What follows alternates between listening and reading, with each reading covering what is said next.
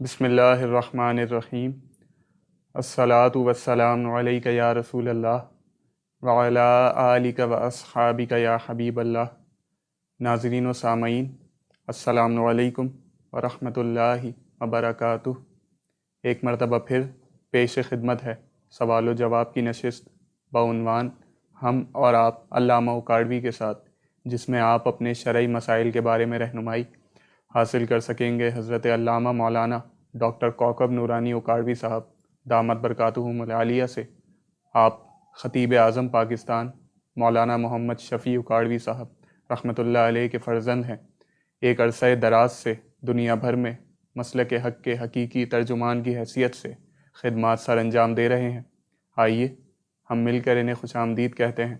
السلام علیکم ورحمۃ اللہ وبرکاتہ۔ وعلیکم السلام، اور تمام ناظرین و سامعین کو بھی السلام علیکم ورحمۃ اللہ وبرکاتہ۔ آج جمعہ کی شب ہے، 22 جمادی الاخری، جس کو آپ جمادی الثانی بھی کہتے ہیں، یوم وصال، یوم شہادت حضرت امیر المومنین، خلیفہ رسول، امام المتقین، افضل البشر بعد الانبیاء والمرسلین، حضرت سیدنا ابو بکر الصدیق رضی اللہ تعالی عنہ۔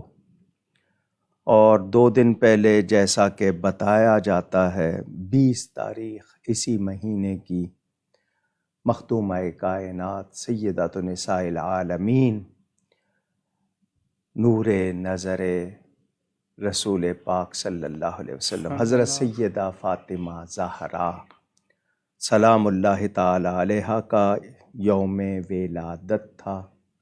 اور یہ 22 تاریخ سیدنا صدیق اکبر رضی اللہ تعالیٰ عنہ کے حوالے سے اللہ تعالیٰ ان مقدس ہستیوں کے صدقے تمام امت مسلمہ پر اپنا فضل فرمائے اور ہم سب کی بخشش فرمائے۔ مبارک ہستیاں، ان لوگوں کا تو نام لینا بھی سعادت ہے۔ آپ لوگ بھی ضرور ان کی بارگاہ میں ہدیہ پیش کیجئے گا۔ اللہ تعالی ہم سب پر ان کے صدقے کرم فرمائے، آمین۔ آپ لوگ اپنے سوالات کامنٹ سیکشن میں لکھ کر بھیج سکتے ہیں۔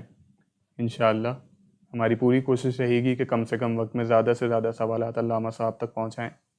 آپ کی اگر آئی ڈی اپنے اصل نام کے ساتھ نہیں ہے تو آپ اپنے سوال کی ابتدا میں اپنا نام اور اپنے شہر کا نام وہ لکھ دیجئے، انشاءاللہ سوال شامل کر لیا جائے گا۔ ورنہ واٹس ایپ نمبر ہے، اس میں بھی آپ دوران نشست آپ سوال بھیج سکتے ہیں، انشاءاللہ شامل کر لیا جائے گا۔ پہلا سوال جو واٹس ایپ پہ موصول ہوا ہمیں جاوید اقبال صاحب کا، کیا ولیمہ شادی کے دوسرے دن کرنا ضروری ہے؟ بسم اللہ والحمد للہ والصلاة والسلام علی رسول اللہ۔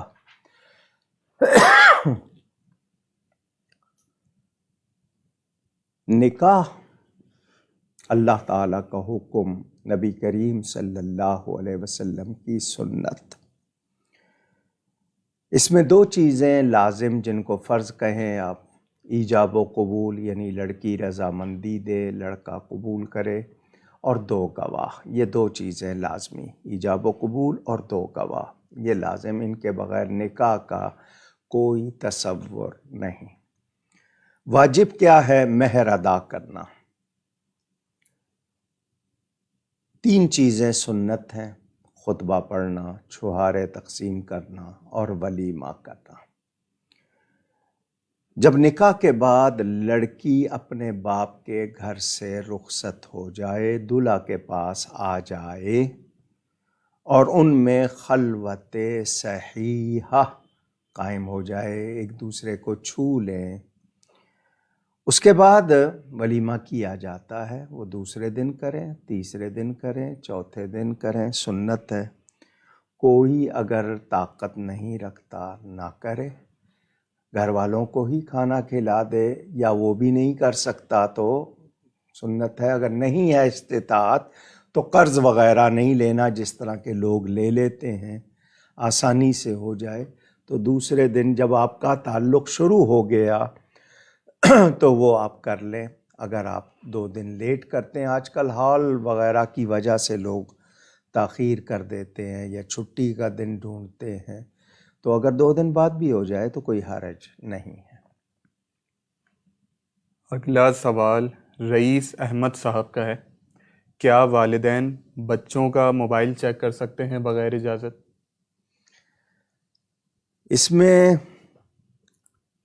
جو شرعی حق ہے باپ کا، اس کے مطابق وہ اس پر نگرانی رکھنے کے لیے بالکل کر سکتا ہے. بچے اس کو یہ نہ سمجھیں کہ ہمارا باپ یا بھائی یا بڑا یا ماں ہم پر اعتماد نہیں کر رہا. بد اعتمادی یعنی یہ نہیں کہ جی ہم پہ بھروسہ نہیں ہے ان کو، وہ صرف یہ کہ آپ کسی غلط عادت میں تو نہیں پڑے ہوئے، آپ کی کوئی چیز. حالانکہ بچوں کو میں سمجھتا ہوں موبائل دینا ہی نہیں چاہیے جب تک آپ ان پہ شرط رکھ دیں کہ جی جب تمہاری تعلیم ہو جائے گی جو جیسا کہو گے دلوا دیں گے. اب وہ یہ ہے کہ جی سارے کام جی اس پہ ہم انٹرنیٹ دیکھنا ہوتا ہے، یہ بچوں کے پاس بہانے چیٹنگ میں فیس بک پہ وقت ضائع ہوتا ہے. تو باپ اگر بچے کا دیکھ رہا ہے، نابالغ بچے کا، تو دیکھ سکتا ہے، لیکن اس کا مطلب بد اعتمادی نہیں ہے، اس کا مطلب نگرانی ہے. لیکن حالات ایسے ہو گئے ہیں کہ بہت سی پرائیویسی کے آپشنز ہیں، وہ اس میں چیزیں رکھ لیتے ہیں. تو میں تو یہی کہوں گا کہ کم سن بچوں کو دینا ہی نہیں چاہیے، بلکہ آپ چھوٹے بچوں کے ساتھ کھلونوں کے طور پہ ان کے ہاتھ میں تھما دیتے ہیں. اس کی ریڈیشنز ہوتی ہیں جو آپ کے جسم پر اور آپ کے مزاج پر، دماغ پر اثر کرتی ہیں. یہ ایک بیماری بھی ہے. اس کے اگر کچھ فائدے ہیں تو نقصان بھی بہت ہیں، اور خاص طور پر دلہنوں کے معاملے میں بہت زیادہ اس کی شکایات ہیں کہ جی دلہن جو ہے اپنے میکے میں 1 منٹ کی رپورٹ دے رہی ہے یا پوری رپورٹ دے رہی ہے. کیوں دے رہی ہے؟ جس گھر میں آئی ہے اس کی رپورٹ دینے کا مطلب کیا ہے؟ طلاقوں تک باتیں گئی ہیں. تو اس موبائل فون کا ناجائز استعمال جہاں بھی ہوگا غلط ہوگا، وہ نقصان ہی دے گا. اگلا سوال نیو یارک یونائٹڈ اسٹیٹس سے علی زہیب صاحب کا ہے کہ لاک ڈاؤن سے پہلے حالات بہت اچھے تھے مگر لاک ڈاؤن کے بعد سے حالات بہت خراب ہیں، کوئی وظیفہ بتا دیجیے.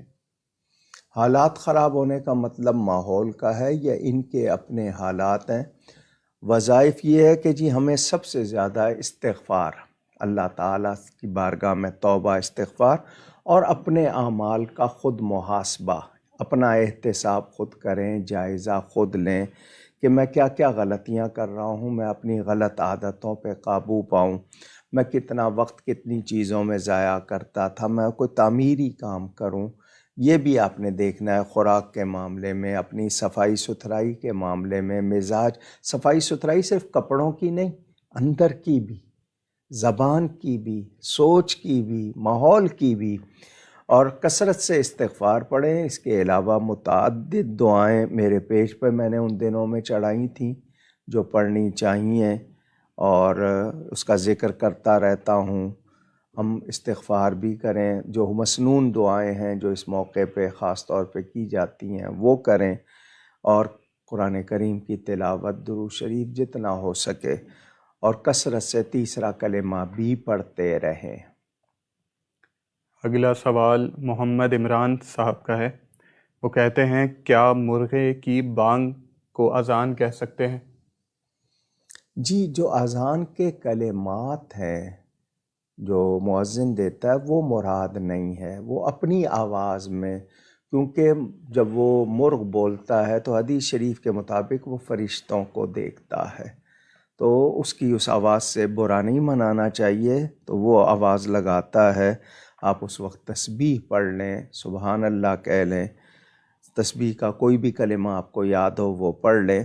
تو بانگ سے مراد وہ اذان کے کلمات نہیں ہیں، تو اس لیے اس کو وہ اذان اس طرح نہیں کہیں گے. ویسے آپ عرف میں اگر کہتے ہیں تو وہ کہہ سکتے ہیں.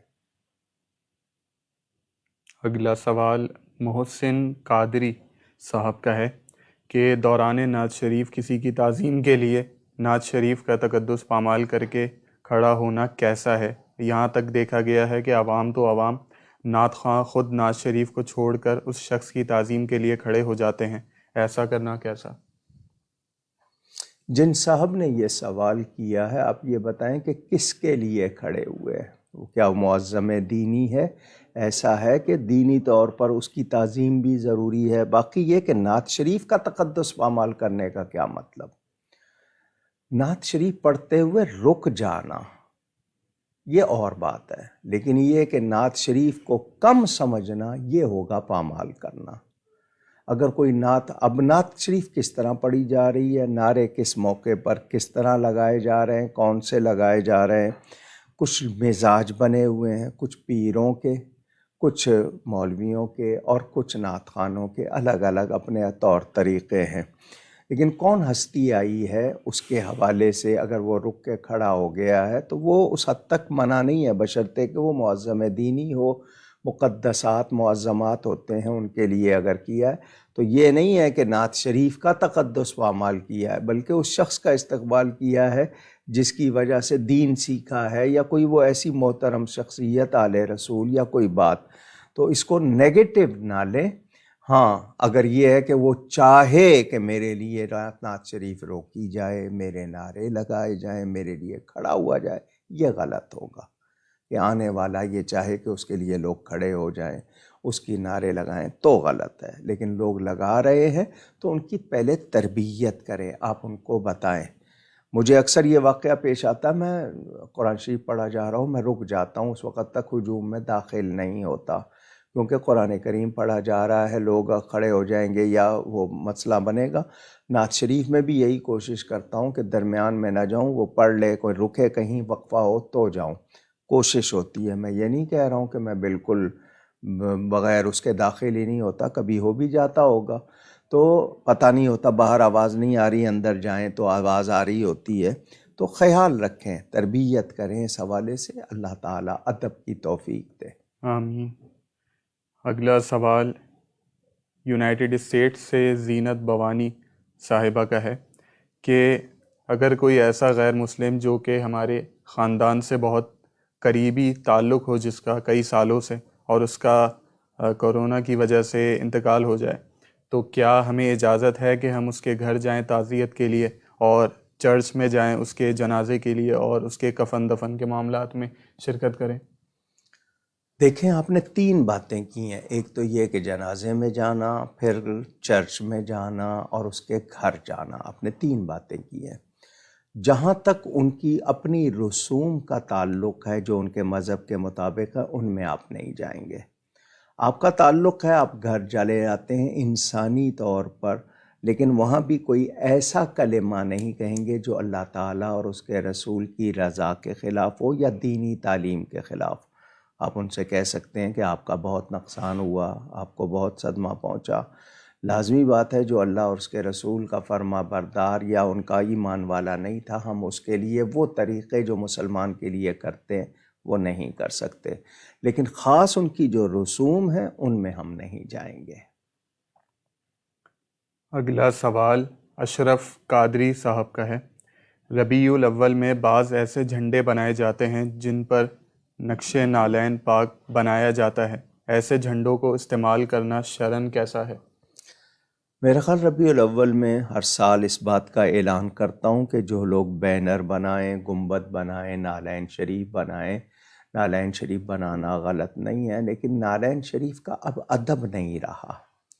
چھوٹے چھوٹے بیج بنا لیے، ٹوٹ بھی جاتے ہیں، وہ ایسے مٹیریل یعنی ایسی چیزوں سے بنائے جاتے ہیں کہ وہ ٹوٹ جاتے ہیں، بچے لیتے ہیں، ان میں لائٹ لگا دی، وہ 2 دن جلتی ہے، تیسرے دن وہ معلوم ہوا پھینکا ہوا ہوتا ہے۔ اسی طرح جھنڈے اتنے ہلکے کپڑے کے یا مٹیریل کے بناتے ہیں، وہ پھٹ جاتے ہیں، تو یہ غلط ہے، یہ بالکل غلط ہے۔ آپ بنائیں تو معیاری چیز پر اور اس کا ادب کریں۔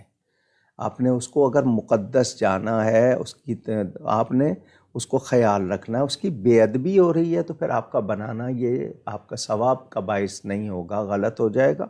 جھنڈے پہ نالین بنانا غلط نہیں ہے، لیکن ہلکا کپڑا جی سستا نہیں ہوگا تو بکے گا نہیں، تو جس کو لینا ہے وہ پھر ادب سے لے، اس کی حفاظت کرے، اور لگا کے بھول جاتے ہیں، پھر وہ ہوا سے یا ویسے پھٹ جائیں تو زمین پر آ جاتے ہیں قدموں میں، یہ بہت بڑی غلطی ہے۔ اسی طرح کچھ لوگ وہ مٹیریل سے بناتے ہیں پھر توڑ دیتے ہیں اس کو بعد میں کہ جی اگلے سال پھر، تو یہ کیا طریقہ ہے؟ آپ نے بنایا ہے کوئی چیز، ماڈل بنایا ہے، کچھ بنایا تو اس کا خیال بھی رکھیں اور اس کی بے ادبی سے بچیں۔ جھنڈا بنانا غلط نہیں ہے نالین کا، پرچم پر یا اس پر نشان، لیکن اس کا مٹیریل بھی اچھا ہو اور اس کی تعظیم بھی رہے، یعنی اس کی بے ادبی نہ ہو۔ اگلا سوال محمد طلحہ صاحب کا ہے، عقیقہ میں کچا گوشت بانٹنا چاہیے یا پکا کر دعوت کرنی چاہیے؟ افضل اور سنت کیا ہے؟ جی آپ نے پکایا، مرچ تیز ہو گئی، نمک کم ہو گیا، کھانے والوں نے بات کی، شکوہ کیا، بہتر ہے آپ کچا گوشت بھجوا دیں، اور لیکن یہ ہے کہ دکھاوے کے طور پر نہیں۔ وہی 3 حصے کہ ایک حصہ غربا مساکین کو دیں، ایک رشتہ داروں کو دیں، ایک اپنے لیے رکھ لیں، تو دونوں طرح کر سکتے ہیں آپ۔ دعوت کرنا چاہیں تو وہ بھی، لیکن یہ ولیمہ ایسا نہ بنا لیں کہ یہ اس طرح، یا عقیقہ اس طرح نہ بنا لیں کہ جناب معلوم ہوا دوسرا بھی کہے کہ جو اس کے پاس تو گنجائش نہیں ہے۔ تو عقیقہ اصل میں آپ نے ایک طرح سے شکرانہ ادا کرنا ہے، تو محبت سے ہو، آسانی سے ہو، سادگی سے ہو۔ آپ اس کے لیے بڑا اہتمام کرتے ہیں، پھر جتنے آئیں گے وہ دیکھیں گے انہوں نے اتنا کیا، ہم تو نہیں کر سکتے، پھر ان کے لیے ہوتا ہے کہ نہیں آئے ہیں تو کچھ لے کے بھی آئے، تو یہ آپ اس کو اس انداز میں نہ لے جائیں۔ آپ پکا کے کرتے ہیں تو بھی، گوشت بیچتے ہیں تو بھی، افضل آپ نے پوچھا ہے تو گوشت بھیج دیجئے۔ اگلے سوالات فرقان محمود صاحب کے، ان کے 3 سوالات۔ پہلا یہ کہ قیامت کی 5 بڑی نشانیاں فرما دیں۔ میں نے پورا پروگرام کیا اس سال جیو ٹی وی پہ رمضان میں، کیا نام تھا؟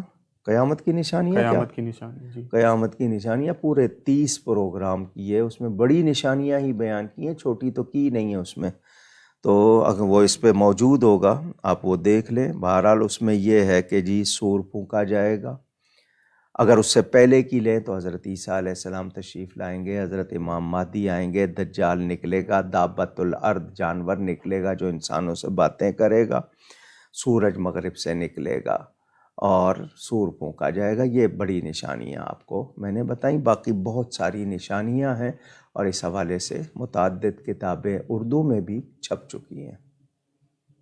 ان کا اگلا سوال کہ وہ کیا وجہ تھی کہ حضرت عمر رضی اللہ تعالی عنہ نے اسلام قبول کیا؟ کیا بڑی وجہ تھی؟ وہ کیا وجہ بنی؟ جی پہلی بات تو یہ ہے کہ حضور صلی اللہ علیہ وسلم نے خود ان کو اللہ سے مانگا تھا، وہ مراد رسول ہے، حضور نے ان کے لیے دعا کی تھی۔ دوسری بات یہ کہ اسلام جس نے بھی قبول کیا حقانیت کی وجہ سے، اسلام کی صداقت کی وجہ سے، اپنی ہمشیرہ سے انہوں نے قرآن سنا، اس کا اثر ہوا ان پر، تو حضور صلی اللہ علیہ وسلم کی دعا بھی، پھر قرآن کریم کا اثر اور اسلام کی حقانیت، انہوں نے قبول کیا اس کو۔ تو جتنوں نے بھی اسلام قبول کیا وہ رسول پاک صلی اللہ علیہ وسلم، قرآن کریم اور اسلام کی صداقت کے حوالے سے۔ ان کا تیسرا سوال کہ حضرت ابو بکر الصدیق رضی اللہ تعالی عنہ کی بارگاہ میں سلام کیسے پیش کیا جائے؟ جی آپ اگر ان کو مخاطب کر کے کر رہے ہیں تو السلام علیک یا سیدنا ابا بکر الصدیق رضی اللہ تعالیٰ عنہ، اس طرح کہیں گے۔ اردو میں کہنا چاہتے ہیں تو اے خلیفہ رسول سیدنا صدیق اکبر آپ پر سلام ہو، اور اگر کوئی اشعار میں پڑھ رہے ہیں یا عربی میں نے آپ کو آسان طریقہ بتایا جب ان کی بارگاہ میں، اور جو جاتے ہیں زائرین ان کے پاس وہ کتابیں ہوتی ہیں تو اس سے وہ یاد کر سکتے ہیں، مختصر ہوتا ہے، تو القاب لگاتے جائیں، السلام علیکہ، الصلاۃ والسلام، یہ صرف رسول پاک کے لیے کہیں گے، اور نبی کے علاوہ کسی کو کہیں گے تو السلام، مرد ہے تو علیکہ، عورت ہے تو علیکی، اور علیکم کہہ دیں تو وہ اس میں سب آ جاتا ہے۔ تو کوشش کریں کہ یاد ہو جائے عربی میں، ورنہ اردو میں جس طرح بھی آپ ان پر سلام بھیج سکتے ہیں۔ اگلا سوال محمد جنید صاحب کا ہے۔ ان کا پہلا سوال کہ میرے پیارے نبی پاک صلی اللہ علیہ وسلم خوشبو کس طرح لگایا کرتے تھے؟ نبی کریم صلی اللہ علیہ وسلم کے اپنے بدن کی، ان کے پسینے کی خوشبو بہت تھی، لیکن آپ خوشبو بھی لگاتے تھے بدن پہ بھی اور کپڑوں پہ بھی، یہ روایتوں میں ملتا ہے۔ تو آپ کپڑوں پہ خوشبو لگایا کرتے تھے۔ خوشبو لگانے کا وہی طریقہ ہے کہ ہاتھ میں لے کے پھر اس کو آپ اس طرح اپنے کپڑوں پہ اپلائی کر لیں، وہی طریقہ ہے۔ ان کا دوسرا سوال کہ میں مسواک استعمال کرتا ہوں، وہ بہت زیادہ جمع ہو گئی ہیں، اب ان کا کیا کرنا چاہیے؟ جی، ان کو آپ کسی گندی نالی میں نہ پھینکیں، باقی کسی جگہ وہاں پہ دفن کرنا چاہیں کر دیں، ورنہ اتنا استعمال کر لیں کہ جی وہ ختم ہو جائے۔ تو جس طرح لکڑی کا استعمال ہوتا ہے، وہ اگر آپ نے ان کو جلانا ہو تو اگر جلانے کے کام میں آ رہی ہیں وہ بھی لے سکتے ہیں، لیکن آپ نے چونکہ وہ مسواک منہ میں استعمال کی ہے تو کسی ایسی جگہ جہاں گندگی نہ ہو وہاں دفن کر دیں یا وہاں رکھ دیں، لیکن کچرے میں نہ پھینکیے گا۔ ان کا تیسرا سوال کہ اگر ہمارے علاقے میں اہل سنت کی مسجد موجود ہو مگر ہم کسی دور علاقے میں وہاں کے امام کی اچھی قرأت کی وجہ سے جائیں تو کیا جا سکتے ہیں؟ جی، اگر آپ کو آسانی ہے وہاں پر وہ، لیکن عقیدہ صحیح ہو، یعنی امام کا عقیدہ صحیح ہو، اس کے لیے آپ جا رہے ہیں، بڑی مسجد ہے جا رہے ہیں، جامع مسجد ہے، یا آپ کو وہاں پر قرأت پسند ہے تو آپ جا سکتے ہیں، لیکن یہ کہ ایسا نہ ہو کہ آپ کے اپنے محلے کی مسجد ویران ہو جائے، اس کو ویران نہیں کرنا۔ آپ کبھی کبھی وہاں چلے جائیں، کبھی وہاں چلے جائیں، تو یا پھر آ رہی ہے رستے میں لیکن امام صحیح ہو تو آپ اپنی مسجد کو ہی، اگر سارے لوگ ادھر جائیں گے ایسا نہ ہو کہ آپ کے اپنی محلے کی مسجد ویران ہو جائے، وہ کیفیت نہ ہو، باقی آپ جا سکتے ہیں۔ ان کا اگلا سوال کہ آج کے دور میں مسلمان کا سب سے بڑا جہاد کون سا ہے؟ مسلمان کا سب سے بڑا جہاد یہ ہے کہ وہ اپنے آپ کو ظاہر و باطن میں مسلمان بنائے، اس کی گفتار، اس کا کردار، اس کا مزاج، اس کے اطوار، اس کا انداز، اس کا لہجہ، اس کے الفاظ، اس کا لین دین، اس کا سلوک، گھر والوں سے، ملنے والوں سے، معاشرے سے ایک مسلمان کا سا ہو۔ ہم نام کے مسلمان ہیں، لین دین میں ہم جھوٹ کرتے ہیں، بولتے کچھ ہیں پھر مکر جاتے ہیں، جھوٹ تو اتنا ہو گیا کہ اللہ کی پناہ۔ پھر لین دین میں ہم لوگ قرض لیتے وقت بہت مسکین بنتے ہیں، جب مل جاتا ہے پھر ادا نہیں کرتے۔ یہ آپس کے معاملات، تو غیروں کے ساتھ ہم کیا کر رہے ہیں؟ یعنی ہم اپنے طور پہ پھر میاں بیوی میں دیکھیں، اولاد ماں باپ میں دیکھیں، رشتہ داروں میں دیکھیں، چھوٹی چھوٹی بات پر روٹھتے ہیں ہم، اور یہ نہیں سمجھتے کہ بغیر شرعی وجہ کے رشتہ داروں میں بول چال میل جول بند ہو جائے تو نہ فرض قبول ہوتا ہے نہ نفل قبول ہوتا ہے۔ میں نہیں کہہ رہا، حدیث شریف کہہ رہی ہے۔ اچھا جی، کھوٹ کاروبار میں کتنا ہے؟ ادھار لیا ہوا ہے، نہیں دے رہے، اپنی ساری وہ سفر بھی ہو رہے ہیں، تفریح بھی ہو رہا ہے، سب کچھ، قرض واپس نہیں کر رہے۔ تو ہمیں اپنے آپ کو مسلمان بنانا ہے، یہ سب سے بڑا جہاد، کہ میں اپنی تمام وہ خامیاں، وہ غلطیاں، کوتاہیاں جو غلط میرے اندر یعنی جذب ہو چکی ہیں، ان کو ختم کروں، یعنی ہجرت میں کروں تو اللہ کی طرف کروں، گناہوں سے، خطاؤں سے، لغزشوں سے اللہ کی طرف آؤں، حق کی طرف آؤں۔ یہ اور پھر نفس کا جہاد سب سے بڑا جہاد ہے۔ ہم سچے مسلمان ہو جائیں گے، ہمارے مسائل بھی حل ہو جائیں گے، پھر غیر ہمارے ساتھ کھیلنے کی کوشش میں کبھی کامیاب نہیں ہوں گے۔ اگلا سوال فرح سلمان صاحبہ کا ہے۔ چھپکلی اور سانپ کو مارنے سے پہلے کیا اس سے پوچھنا چاہیے؟ یہ سانپ کے بارے میں کہا جاتا ہے کہ سانپ اگر نظر آئے تو کہا جائے، حضرت سلیمان علیہ السلام کی اس کو وہ قسم دے کے یہ بات کی جاتی ہے کہ اگر تو جن ہے تو چلا جا۔ ہمیں حدیث میں کہا گیا کہ سانپ کو چھیڑو نہیں، چھیڑو تو چھوڑو نہیں، اس کو چھیڑنا نہیں چاہیے. چھیڑا ہے تو اس کو ماریں اور مار کے دفن کریں, ویسے نہیں پھینکیں. کم از کم اس کا سر جو ہے جس میں آنکھیں وغیرہ ہوتی ہیں اس کو ضرور دفن کریں. چھپکلی جو ہے آپ اس کے لیے بھی مار سکتے ہیں, لیکن ضروری نہیں ہے اعلان کرنا. سانپ کے بارے میں یہ ہے کہ اس کے لیے کہا جائے کہ اگر تو کوئی جن ہے تو چلا جا, ورنہ اس پہ حملہ کریں تو کامیاب حملہ ہونا چاہیے. اگر آپ نے اس کو چھیڑ کے چھوڑ دیا تو پھر وہ آپ کے لیے خطرناک ہو جاتا ہے اور زیادہ. اگلا سوال زید خان صاحب کا ہے, سوال نہیں پیغام, کہ آپ کی مسجد میں جو اکثر آپ بتاتے رہتے ہیں کہ نماز کے دوران موبائل فون اپنے بند کیجئے, تو آپ نماز ٹائمنگ پر اگر جیمر لگا دیں تو اور بہتر ہو جائے گا, لوگوں کے موبائل نہیں بجیں گے. یہ جس دوست نے یہ کہا ہم نے جیمر لگائے تھے, اس کی رینج جو ہوتی ہے جیمر کی, اس کی وجہ سے پڑوسی جتنے تھے انہوں نے شکایت کی. کچھ دل کے مریض ہوتے ہیں جنہوں نے پیس میکر لگایا ہوتا ہے, تو وہ پڑوسیوں نے شکایت کی کہ ان کو اس وقت پھر وہ سگنل کا پرابلم ہو جاتا ہے, اور پھر اس کے لیے ہمیں کہا گیا کہ جی اجازت لیں. لیکن آپ لوگ یعنی کوئی قانونی طور پر آپ پر سختی کی جائے تو ہی آپ مانیں گے, آپ نصیحت نہیں مانیں گے, آپ پیغام اور ہدایت نہیں لیں گے. کہا جا رہا ہے مسجد میں دنیا کی بات کرنا بغیر وجہ کے, اس سے 40 سال کی عبادت ضائع ہو جاتی ہے. اور ہم جا کے وہاں میوزک بجائے. میں کیوں نہیں اپنا فون سائلنٹ کر لیتا؟ وجہ کیا ہے؟ کس چیز نے آپ کو روکا ہے؟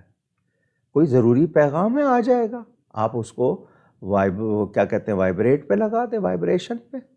اگر آپ کو اتنا ہی, حالانکہ مسجد میں فون آئے بات کرنے کی ضرورت نہیں ہے سوائے معتکف کے. جو معتکف ہو وہ, ورنہ آپ مسجد میں آئے اللہ سے بات کریں اتنی دیر. آپ جب سو رہے ہوتے ہیں فون بند کرتے ہیں نا, آپ کسی میٹنگ میں جا رہے ہیں بند کرتے ہیں, آپ ہوائی سفر کر رہے ہیں بند کرتے ہیں, مسجد میں نہیں کر سکتے آپ. تو پھر جیمر اللہ آپ کے فون پر ایسا لگا دے کہ وہ استعمال کے قابل نہ رہے. جو مسجد کی تعظیم نہیں کرتی, میں کہتا ہوں ان سے ان کا فون گم ہو جائے. ان کو مالی نقصان ہوگا تو شاید یہ سنبھل جائے, یا پھر مسجدوں میں جرمانے لگا دیے جائیں کہ جس کا فون بجے اسے کہا جائے کہ اتنے پیسے مسجد میں ڈالو. یہ تادیبی کارروائی ہوگی تاکہ وہ مسجد کا ادب سیکھے. خدا کے لیے سزا سے پہلے اپنے آپ کو ہدایت پہ لے آئیے. کیوں لے جاتے ہیں اپنے آپ کو سزا پہ؟ خدا کے لیے, خدا کے لیے سوچئے. پہلے گناہوں کا بوجھ کم ہے, جو ہم اور اپنے اوپر اس کا بوجھ بڑھائیں, ہمیں سوچنا چاہیے. اگلے سوالات شاہ زیب خان صاحب کے ہیں. ان کے 2 سوالات. پہلا یہ کہ زہیب اس نام کا کیا معنی ہے؟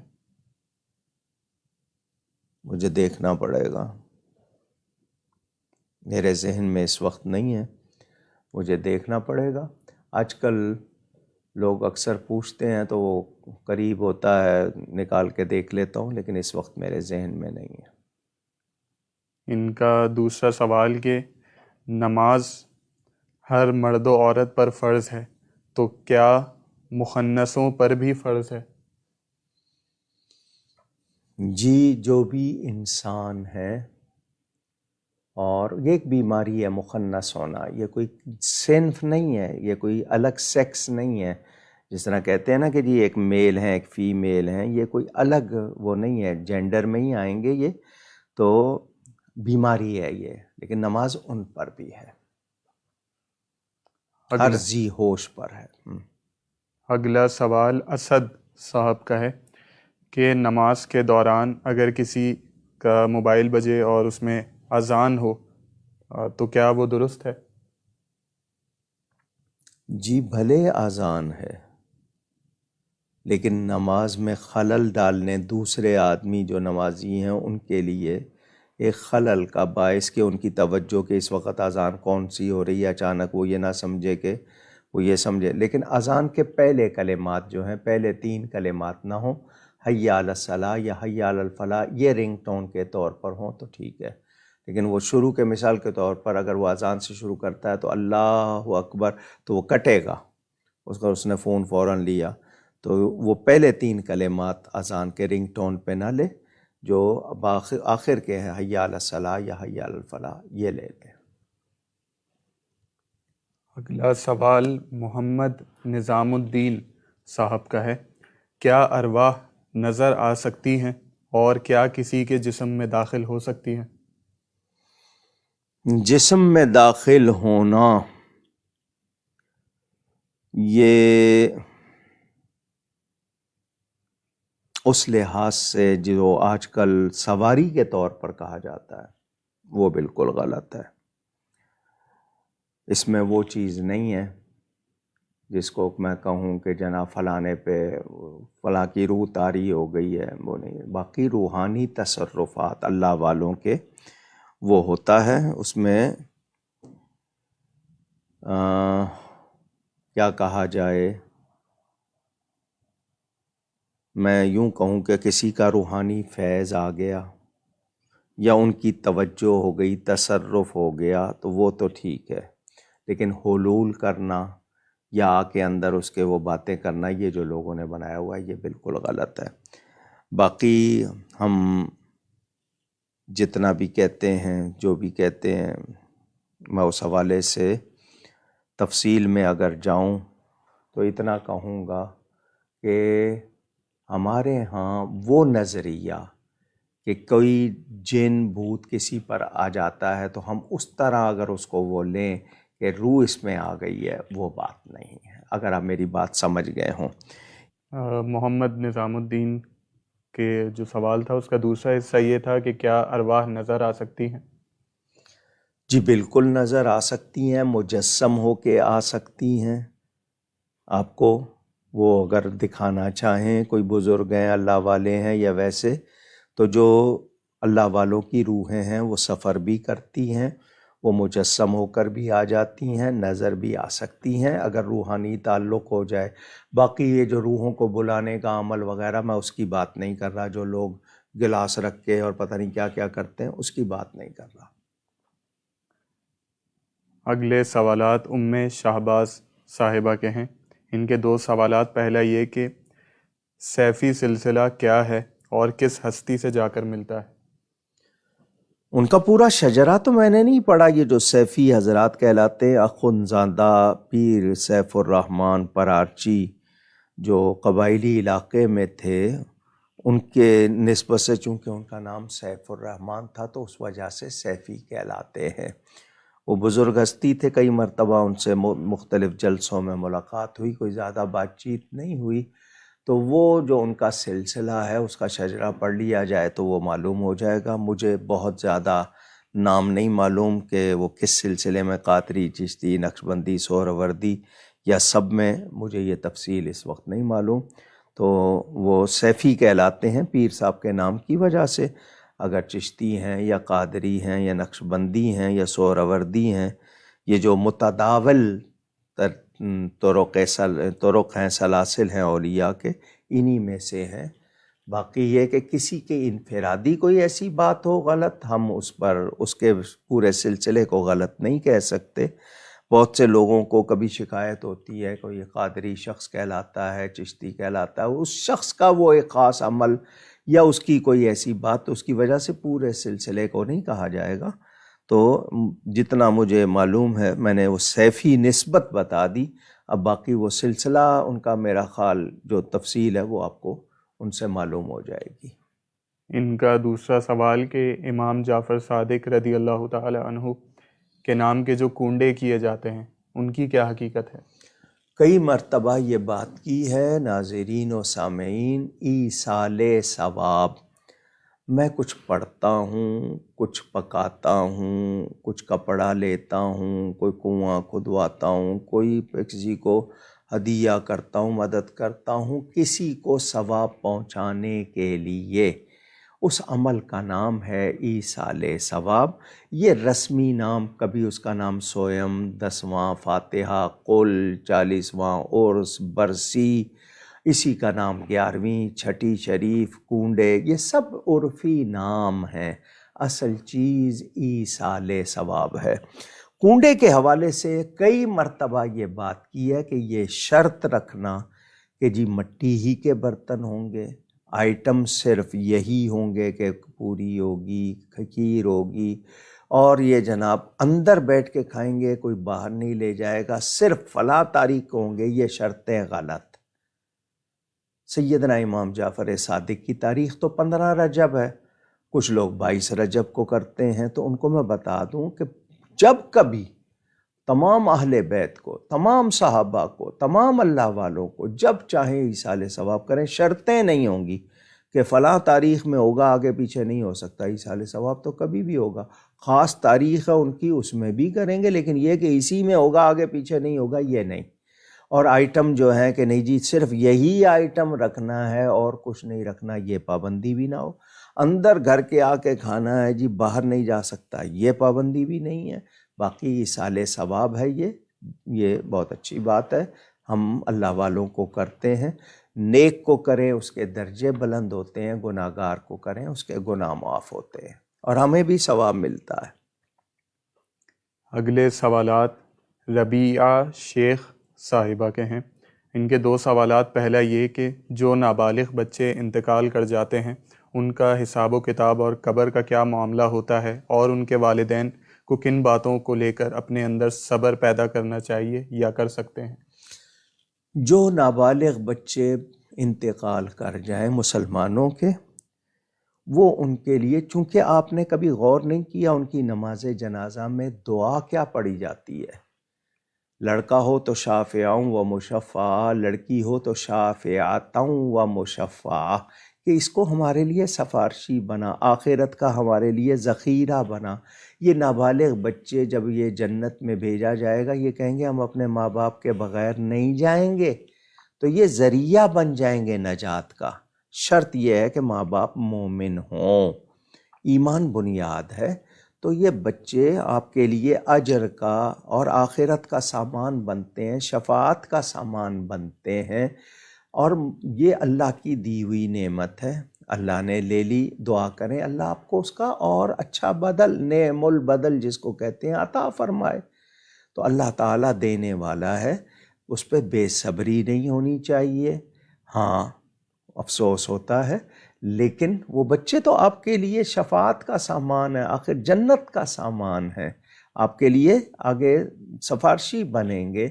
تو اللہ کی رضا پر راضی رہنا صدمہ ضرور ہوتا ہے۔ حضور صلی اللہ علیہ وسلم کی ایک بات سنا دوں آپ کو۔ حضور صلی اللہ علیہ وسلم کے شہزادے حضرت سیدنا ابراہیم نبی کریم صلی اللہ علیہ وسلم کے فرزند ہیں، ان کی والدہ حضرت ماریہ قبطیہ رضی اللہ تعالی عنہ، یہ 16 مہینے کی عمر میں نبی پاک کی گود میں وصال فرما گئے۔ حضور صلی اللہ علیہ وسلم کی آنکھوں سے آنسو جاری ہوئے۔ صحابہ نے کہا آپ نے ہمیں تو رونے سے منع کیا ہے اور خود آپ رو رہے ہیں۔ فرمایا یہ بے صبری کے آنسو نہیں ہیں، جدائی کا غم، یعنی یہ محروم ہو گئے اس بچے سے، یہ پھول سا بچہ چلا گیا، اس بات کا۔ ایک ہوتا ہے ہاتھ مار کے رونا، آوازیں نکالنا، نہ، جو خود بخود رونا آئے وہ اور بات ہے۔ ایک دکھاوے کا رونا، چلانا، وہ جائز نہیں ہے۔ جزا فضا، ہاتھ مارنا، بال بکھیرنا، وہ جائز نہیں ہے۔ حضرت ماریہ ان کی والدہ تھیں، وہ رویا کرتی تھیں، پھول سا بچہ چلا گیا، ماں تھی۔ حضور نے فرمایا تم رویا نہ کرو، اللہ نے جنت میں حضرت ابراہیم علیہ السلام کو اس کا کفیل بنایا، وہ اس کو دیکھ بھال کرتے ہیں جنت میں۔ تمہارا بچہ تمہاری گود میں اتنا خوش نہیں تھا جتنا جنت میں خوش ہے۔ حضور صلی اللہ علیہ وسلم نے اپنی زوجہ محترمہ کو یہ کہا، وہ ماں تھی، رونا نکل رہا تھا، فرمایا تم چاہو تو میں تمہارا بچہ تمہیں جنت میں دکھا دوں۔ خود حضور فرما رہے ہیں، یعنی حضور کا اختیار دیکھیں، شان دیکھیں۔ تو اپنی زوجہ سے فرمایا تمہیں دکھا دوں۔ اب حضرت ماریہ کا ایمان دیکھیے، انہوں نے کہا میں دیکھنا نہیں چاہتی۔ کل قیامت کے دن اللہ تعالیٰ یہ نہ فرما دے کہ تو نے اپنی آنکھوں پر یقین کیا، میرے نبی کے بیان پر یقین نہیں کیا۔ تو حضور مجھے تسلی ہے، آپ نے فرما دیا اب یہ اندازہ کیجئے تو صدمہ ہوتا ہے بچوں کا، لیکن یہ سوچ کر کہ یہ ہمارے لیے نجات کا سامان، شفاعت کا سامان بنیں گے۔ اللہ کی دی ہوئی نعمت تھی، اللہ نے لے لی، تو ہم دعا کریں، لیکن ایسی بے صبری جس میں شکایت ہو وہ درست نہیں۔ ان کا دوسرا سوال کہ وفات پا جانے والے کو خواب میں دیکھنے کا کیا طریقہ کار ہے؟ دعا کر سکتے ہیں آپ، لیکن دیکھنا ضروری نہیں ہے آپ کے یہ تمنا کریں کہ میں دیکھوں، ویسے آپ کا دل چاہتا ہے تو آپ سورہ علم نشرہ پڑھتے پڑھتے سو جائیں اس نیت کے ساتھ کہ یا اللہ میں دیکھنا چاہتا ہوں، مجھے دکھا دیں۔ اور پھر اگر کسی ایسے حال میں دیکھیں کہ آپ کو لگے کہ مناسب نہیں ہے، اس کو بیان نہ کریں تو ان کے لیے پھر دعا کریں۔ تاہم آپ یہ تمنا رکھتے ہیں تو دعا کریں، اور یہ نماز حاجت پڑھی جا سکتی ہے یا اس کے علاوہ دعا، لیکن بزرگوں نے طریقہ بتایا، سورہ علم نشرہ، سورہ انشراح پڑھیں، پڑھتے پڑھتے 2 بار 3 بار 4 بار نیند آ جائے گی تو اللہ تعالیٰ چاہے گا دکھا دے گا۔ محمد جنید صاحب کا سوال کہ کیا اگر ہم سے کوئی بات کرتے ہوئے بار بار کفریہ کلمات نکال رہے ہوں تو کیا ہماری بھی پکڑ ہوگی، حالانکہ ہماری نیت ایسی نہیں تھی؟ دیکھیں، ایک ہوتا ہے کسی کو بچانے کے لیے دوسرے کو بتانا کہ تاکہ فلاں شخص کی یہ بات ہے، اس سے آپ نے اس کی تائید نہیں کرنی، اس طرح کی بات جو ہوتی ہے وہ کفر، ایک تعلیم ہوتی ہے، ایک بچانا، کیونکہ حکم ہے ایاکم و ایاہم، اور یہ بھی ہے اذکر الفاجر کی یحذرہ الناس، کہ برے کا ذکر کرو تاکہ لوگوں کو اس سے بچایا جائے۔ ایک ہوتا ہے دہرانا اس صورت میں غلط ہوگا کہ آپ اسی کے الفاظ کو خام خواہ دہرا رہے ہیں، لیکن کسی کو بتانا ہے کہ اس وجہ سے اس شخص سے بچنا ہے، یا اس کی یہ وجہ ہے کہ یہ شریعت کے دائرے سے نکلا ہے، تو ہوتا ہے۔ ویسے نقل کفر نہ باشد اس صورت میں کہ آپ کا ذرا سا شائبہ بھی ہوگا، اور بہتر ہے کہ وہ الفاظ نہ دہرائے جائیں بار بار، جہاں ضرورت ہو صرف اس کی ضرورت کی وجہ سے، شرعی ضرورت کی وجہ سے وہ بیان کیے جائیں، ورنہ ان سے بچا جائے۔ ان کا اگلا سوال کہ کیا کفریہ وسوسے آنے سے ایمان پہ کوئی اثر پڑتا ہے؟ نہیں جی، یہ ہماری حالت ہے، ہم پاک نہیں رہتے ہوں گے، غذا کا مسئلہ ہوگا، زبان سے غلط لفظ نکلتے ہوں گے، ہماری گفتگو ہمارے لیے سب سے بڑا مسئلہ بنتی ہے، ہماری زبان آفتیں، تو استغفار اور لا حول ولا قوت الا باللہ۔ وسوسے آنا بری بات نہیں، کتنا برا وسوسہ ہو، آنا برا نہیں ہے، اس میں لگ جانا، اس کو بار بار سوچنا وہ غلط ہے۔ آپ اس کو جھٹکے لا حول ولا قوت الا باللہ بار بار پڑھیں، کوئی اور چیز پڑھنا شروع کر دیں آپ تو دھیان ہٹ جاتا ہے، لیکن آپ دھیان ہی اس میں رکھیں تو پھر یہ آپ کی کمزوری ہے، یہ مناسب نہیں۔ اگلے سوالات باسط حسین قادری صاحب کے ہیں۔ ان کا پہلا سوال کہ سود کی تعریف کیا ہے، اور یہ بھی بیان کر دیجئے کہ بینک سے ملنے والے منافع کے بارے میں کیا حکم ہے؟ کچھ سوال ہم بہت مرتبہ بتاتے ہیں، یہ بھی انہی میں سے ہے۔ سود کی تعریف وہ زیادتی جو عوض سے، بدل سے خالی ہو، یعنی کسی کو 1 روپیہ دیا، اس سے میں اوپر کہہ رہا ہوں 10 پیسے 20 پیسے 40 پیسے اوپر، کس بات کے اوپر؟ وہ کس چیز کا بدل ہے؟ تو جو عوض سے خالی ہو اس کو سود کہتے ہیں۔ اس کی اور بھی بڑی تشریح ہے۔ تو یہ سود جو ہے ربا، انٹرسٹ، مارک اپ، ہم نے اس کے نام رکھ لیے۔ ہمارے ہاں پہلے تو کہا جاتا تھا مارک اپ وغیرہ، اب سود کھلے عاموں کھا جاتا ہے، دے بھی رہے کھا بھی رہے، گورنمنٹ بھی، سب لوگ۔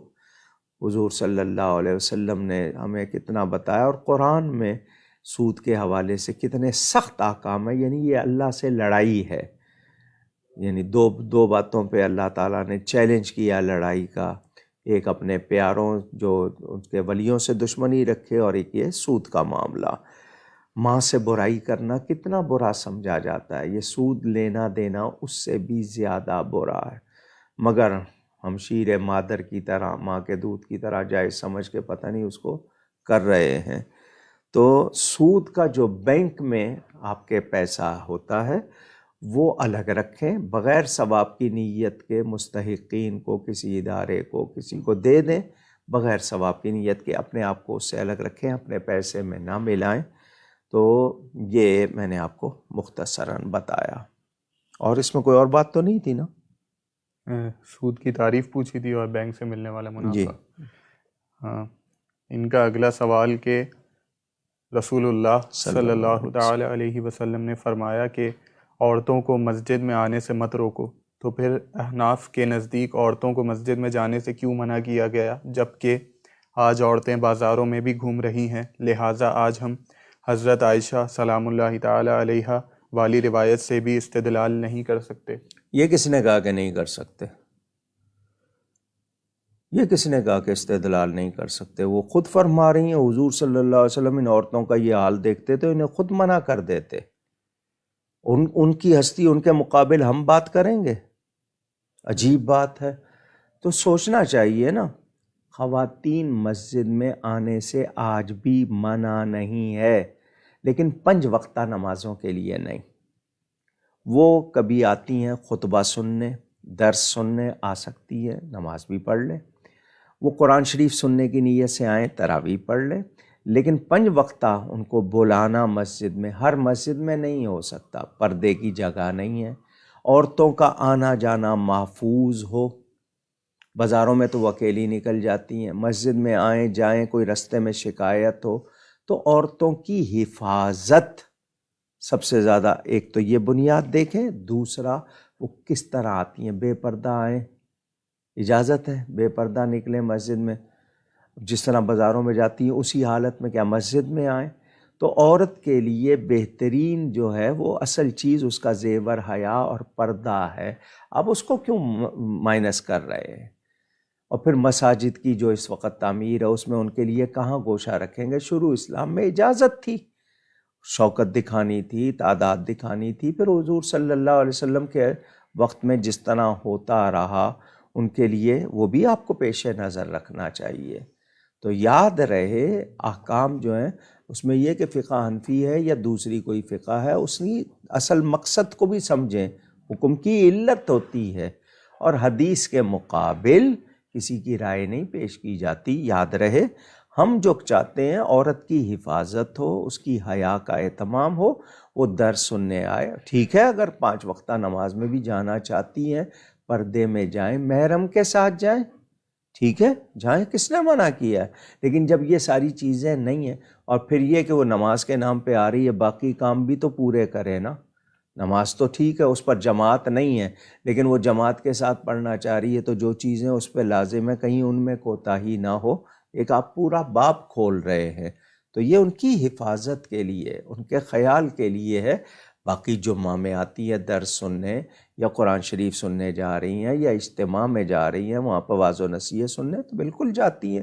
میری مسجد میں تو پوری گیلری بنی ہوئی ہے خواتین کی، رمضان میں بھی آتی ہیں، ہر جمعے آتی ہیں، الگ ان کے پروگرام ہوتے ہیں، وہ نشست ہوتی ہے، درود کا حلقہ ہوتا ہے، چاند کی 2 اور 21 تاریخ کو ظہر اور عصر کے درمیان درود شریف کا حلقہ ہوتا ہے، آپس میں وہ نعت خوانی، لیکن ان کو یہی ہے کہ جی آواز ان کی باہر نہ جائے، اتنے میں ہی رہے۔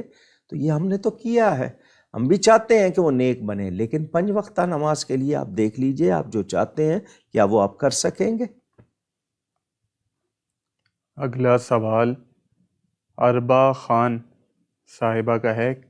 کسی روحانی عامل نے کہا کہ اگر کوئی لڑکی اپنی شادی خواب میں دیکھے تو اس کی شادی کسی جن سے ہو جاتی ہے اور اس کے لیے 7 ہفتے دم کروانا پڑے گا، اس حوالے سے شرعی حکم کیا ہے؟ میں کسی عملیات میں دخل نہیں دیتا، جو صحیح عامل ہیں قرآن و حدیث کے مطابق لوگوں کی بھلائی کے لیے کرتے ہیں وہ اپنی جگہ درست، لیکن باقی عاملوں کے نام پہ جو عملیات ہو رہے ہیں، کاروبار ہو رہے ہیں، میرا اس سے کوئی تعلق نہیں، نہ میں اس کا مشورہ دوں گا۔ جو سوال کیا گیا ہے اس کے مطابق میں بالکل کوئی آپ کو رائے نہیں دیتا۔ آپ کل کو کہیں گے جی آپ نے منع کیا تھا یہ ہو گیا، ہاں میں آپ کو یہ کہوں گا آپ قرآن شریف پڑھیں، نوری اعمال خود کریں حفاظت کے لیے، بھلے جن چمٹا ہے یا کچھ ہے، نوری اعمال ہے، اللہ کا کلام ہے، وہ خود کریں، لیکن عاملوں کے پاس لے جانا، ان کو بے پردہ خواتین کو کرنا یا ان کی میں اس میں کوئی آپ کے لیے گنجائش نہیں نکال سکتا، معافی چاہتا ہوں۔ اگلے سوالات محبہ ماکدہ صاحبہ کے ہیں۔ ان کے 2 سوالات، پہلا یہ کہ قبر میں جو عہد نامہ رکھا جاتا ہے، اگر اسے رکھنا چاہیں تو کہاں رکھنا چاہیے؟ نیز یہ بھی بتا دیجیے کہ اگر غلاف کعبہ کا ٹکڑا رکھنا چاہیں تو اسے کہاں رکھنا چاہیے؟ وہ تو آپ جو کفن کی پہلی چادر ہے نا اس کے ساتھ رکھ لیں، جسم کے بعد پہلی چادر کے ساتھ پورے، اگر جسم پاک ہے اس پہ بھی رکھ سکتے ہیں غلاف کعبہ۔ باقی عہد نامہ اگر لوگ رکھنا چاہتے ہیں تو تنکا لگا کے نا دیوار میں سائیڈ میں چہرے کے پاس، وہاں کوئی کیل وغیرہ نہیں، تنکا لگا کے وہاں اس کے ساتھ لگا دیں، اور اگر کوئی تبرک ہے وہ کفن میں شامل کیا جا سکتا ہے۔ باقی آپ یہ یاد رکھیں کہ اصل چیز آپ کا ایمان کی حالت، آپ ایمان کے ساتھ گئے ہیں تو خیر ہے، ورنہ یاد رہے ایمان نہیں ہے تو پھر کوئی خیر نہیں۔ ایمان کی سلامتی مانگے، باقی تبرکات کفن میں شامل کیے جا سکتے ہیں، غلاف کعبہ بدن پہ بھی یا کفن کے اوپر رکھا جائے۔ ان کا دوسرا سوال، کیا ہر مسلمان مومن ہے؟ مومن اور مسلمان کا کیسے اندازہ لگایا جا سکتا ہے؟ ایک ظاہر ہوتا ہے، ایک باطن ہوتا ہے۔ انسان کے اندر ہی کا اثر اس کے اعمال میں ظاہر ہوتا ہے۔ ایمان یقین کامل کا نام ہے۔ بندہ مومن جو ہوتا ہے نا، چٹان کی طرح اپنے عقائد میں مضبوط، اسلام اس کے دین کے ارکان کو صحیح طرح ادا کرنا۔ تو باقی کون سچا ہے؟ صحابہ کے لیے تو اللہ نے فرمایا نا، یہ سچے پکے مومن اولئک ھم المؤمنون حقا۔ ہمیں حق والوں کے ساتھ، سچ والوں کے ساتھ وابستہ ہونا چاہیے، اور گھمنڈ میں نہیں آنا کہ میں نیک ہوں۔ اگر میں کوئی نیکی کرتا ہوں تو کسی طرح میرے اندر یہ چیز نہ آ جائے کہ میں اس سے بہتر ہوں، وہ والی بات نہ ہو۔ باقی ایمان کے معاملے میں صحیح عقائد پر پختہ ہونا، یہ مومن ہونا ہے، اور صرف ظاہری ارکان کو ادا کرنا اور صرف ظاہر کرنا وہ اسلام ہے۔ کوشش کریں کہ ہم سچے مومن اور سچے مسلم، یعنی فرما بردار، مسلم فرما بردار ہو گیا، مومن پکی طرح ماننے والے۔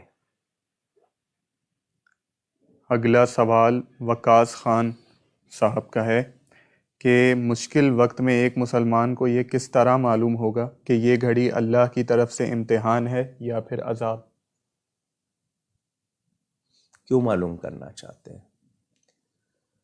جس حال میں بھی اگر کوئی سخت وقت آیا ہے تو نہ یہ کہیں کہ یہ عذاب ہے، نہ یہ کہیں امتحان ہے، اپنا جائزہ لے، اپنے بارے میں پوری طرح دیکھیں کہ میری کوئی بات غلط تو نہیں ہے، میں اپنی اصلاح پر توجہ دوں۔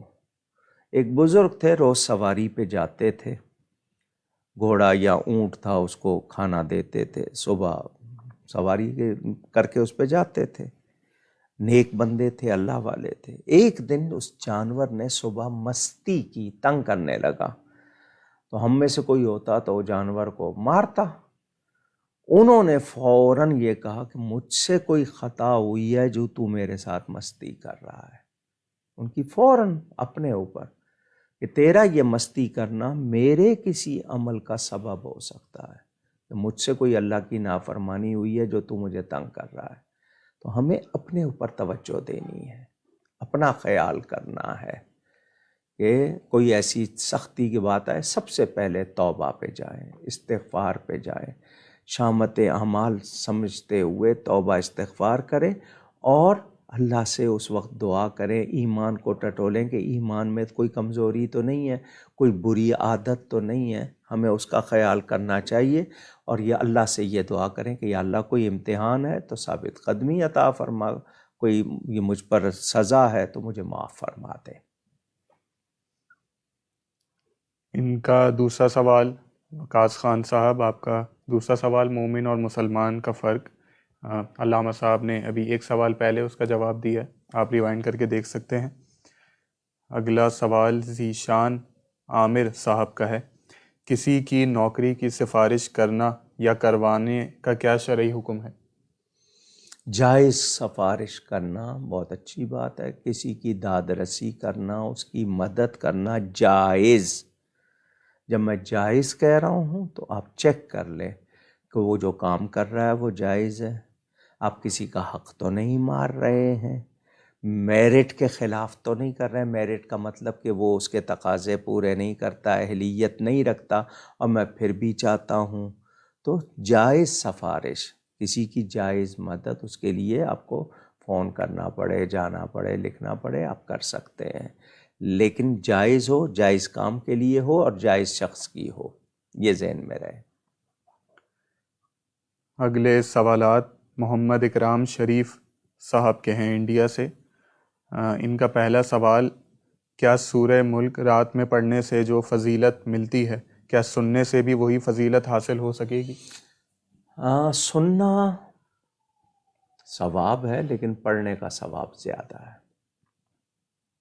ان کا اگلا سوال کہ کچھ لوگ کہتے ہیں، البتہ کہیں نماز میں ہے تو وہاں پر لازمی بات ہے، وہ اگر قرآن میں شبینہ جس طرح کہتے ہیں تو وہ سننا اس کے بڑی فضیلت ہے، اور ہمیں جو کہا گیا جس طرح 7ویں پارے کی پہلی آیت، اس کے حوالے سے قرآن شریف کا سننا بھی بہت اجر والا ہے، لیکن خود پڑھنا اور زیادہ۔ ان کا دوسرا سوال کہ کچھ لوگ کہتے ہیں کہ قرآن شریف اٹھا کر قسم کھاؤ، کیا ایسا کرنا یا کہنا درست ہے؟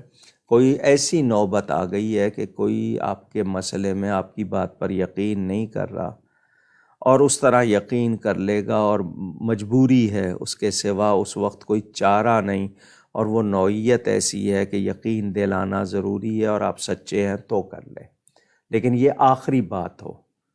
ہمارے ہاں چھوٹی چھوٹی بات پر ہوتا ہے میں قرآن اٹھانے کو تیار ہوں، غلط۔ 2 پیسے کے لیے قرآن کیوں اٹھا رہے ہیں؟ دنیا کے چھوٹے سے مال کے لیے، اللہ کا کلام، اس کی قدر و قیمت جانیں ہم۔ تو یہ جو قسمیں اٹھانا اور اس طرح، جو آپ پر یقین نہیں کر رہا وہ آپ کی قسم پہ کہاں کرے گا؟ ہاں، کہیں قسم اٹھانی پڑ جائے اور وہ ضروری ہو، کوئی عزت نفس کا مسئلہ بن گیا، کوئی ایسی بات ہو گئی کہ جس کے نہیں کریں گے تو اگلا جو ہے اس کا ایمان مسئلہ بن جائے گا یا زندگی تباہ ہو جائے گی، تو ایسی کوئی ضرورت آئے تو ضرور۔ ہمارے ہاں دیکھیں نا، عدالت میں وہ کہتے ہیں جی قرآن پہ ہاتھ رکھ کے کہو، جو کچھ کہوں گا سچ کہوں گا، تو یہی بات وکیل سے بھی کیوں نہیں اٹھوایا جاتا؟ جج سے کیوں نہیں اٹھوایا جاتا؟ وہ بھی یہ کہے کہ میں جو فیصلہ کروں گا حق کے مطابق، وکیل بھی کہے میں جو بات کروں گا سچ، یہ نہیں ہوتا ہے۔ تو وہ ہاتھ رکھ کے بھی وہاں پر جھوٹے گواہ بنے ہوئے ہیں، وہ دے رہے ہیں سب کچھ، تو یہ بہت بڑی، اسی کا وبال ہوتا ہے جو ہم پر دوسری مصیبتیں اور طرح طرح کی تکلیفیں اور پھر وبائیں، تو ہم سب کو اس کا خیال رکھنا چاہیے۔ مسلمان تو جھوٹا ہوتا ہی نہیں ہے، تو جو جھوٹ بولے وہ اپنے ایمان کی نفی کرتا ہے، بہت زیادہ احتیاط چاہیے۔ اس طرح قسمیں اٹھوانے والے بھی بیوی سے اٹھوا رہے ہیں، سسرال سے اٹھوا رہے ہیں، کاروبار میں اٹھوا رہے ہیں، بہت غلط باتیں ہیں۔ ان کا اگلا سوال کہ آپ کی مسجد میں ممبر کے پیچھے کچھ کلام لکھا ہے، وہ کون سا کلام ہے اور اس کا معنی کیا ہے؟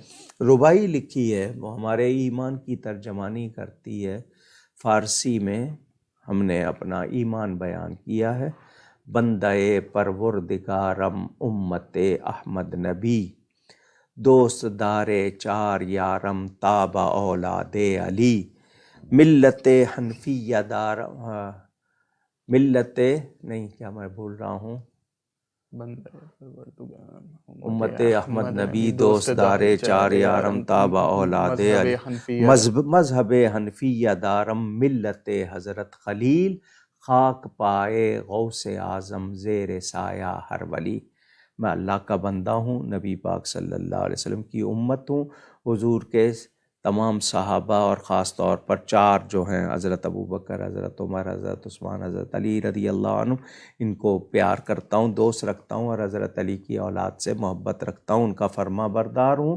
میرا مذہب حنفی ہے اور حضرت ابراہیم علیہ السلام کی ملت ہوں، سیدنا غوث اعظم کے پاؤں کی خاک اور ہر ولی کے زیر سایہ، یعنی ہر ولی کا سایہ اپنے اوپر مانتا ہوں۔ یہ ہمارے ایمان کی ترجمانی ہے، پہلے بچوں کو بھی یاد کرائی جاتی تھی مدرسوں میں سب، تو یہ اسی لیے لکھی ہے کہ یہ کون سے لوگ ہیں ان کی ترجمانی ہے، پتہ چل جائے، اور یہ اکثر میری کتابوں میں بھی دوسری جگہوں پہ بھی یہ شامل ہوتی ہے ربائی، ہم سب کو یاد کرنی چاہیے۔ اسی طرح کی عربی میں بھی ہیں، یہ فارسی میں چونکہ ایک زمانے سے چلی آ رہی ہے تو یہ یاد ہونی چاہیے، اور ہم سب کو اس کا معنی معلوم ہونا چاہیے. میں نے بتا بھی دیا آپ کو. آمنہ ارشد صاحبہ، آپ کا سوال سیفی سلسلے کے حوالے سے کچھ سوالات پہلے 4 یا 5 سوالات پہلے علامہ صاحب نے اس کا جواب دیا، آپ ریوائنڈ کر کے دیکھ سکتی ہیں. اگلے سوالات سیفی سلسلے کے بارے میں ایک وضاحت کر دوں. کچھ لوگوں نے ان کی کتاب غالباً ہدیۃ السالکین تھی، اس کا پہلا ایڈیشن، اس میں کچھ عبارات ایسی تھیں جو متنازع تھیں، معترضہ تھیں. میرے استاد محترم شیخ الاسلام حضرت مولانا غلام علی صاحب اکاڑوی رحمۃ اللہ علیہ اور علماء کا ایک وفد ان سے ملنے گیا تھا، تو انہوں نے یہ بتایا کہ ہمیں وہ معلومات نہیں تھی. اس کے بعد انہوں نے وہ کتاب دوبارہ چھاپی اور وہ جو شکوک و شبہات تھے ان کے بارے میں وہ دور ہوئے.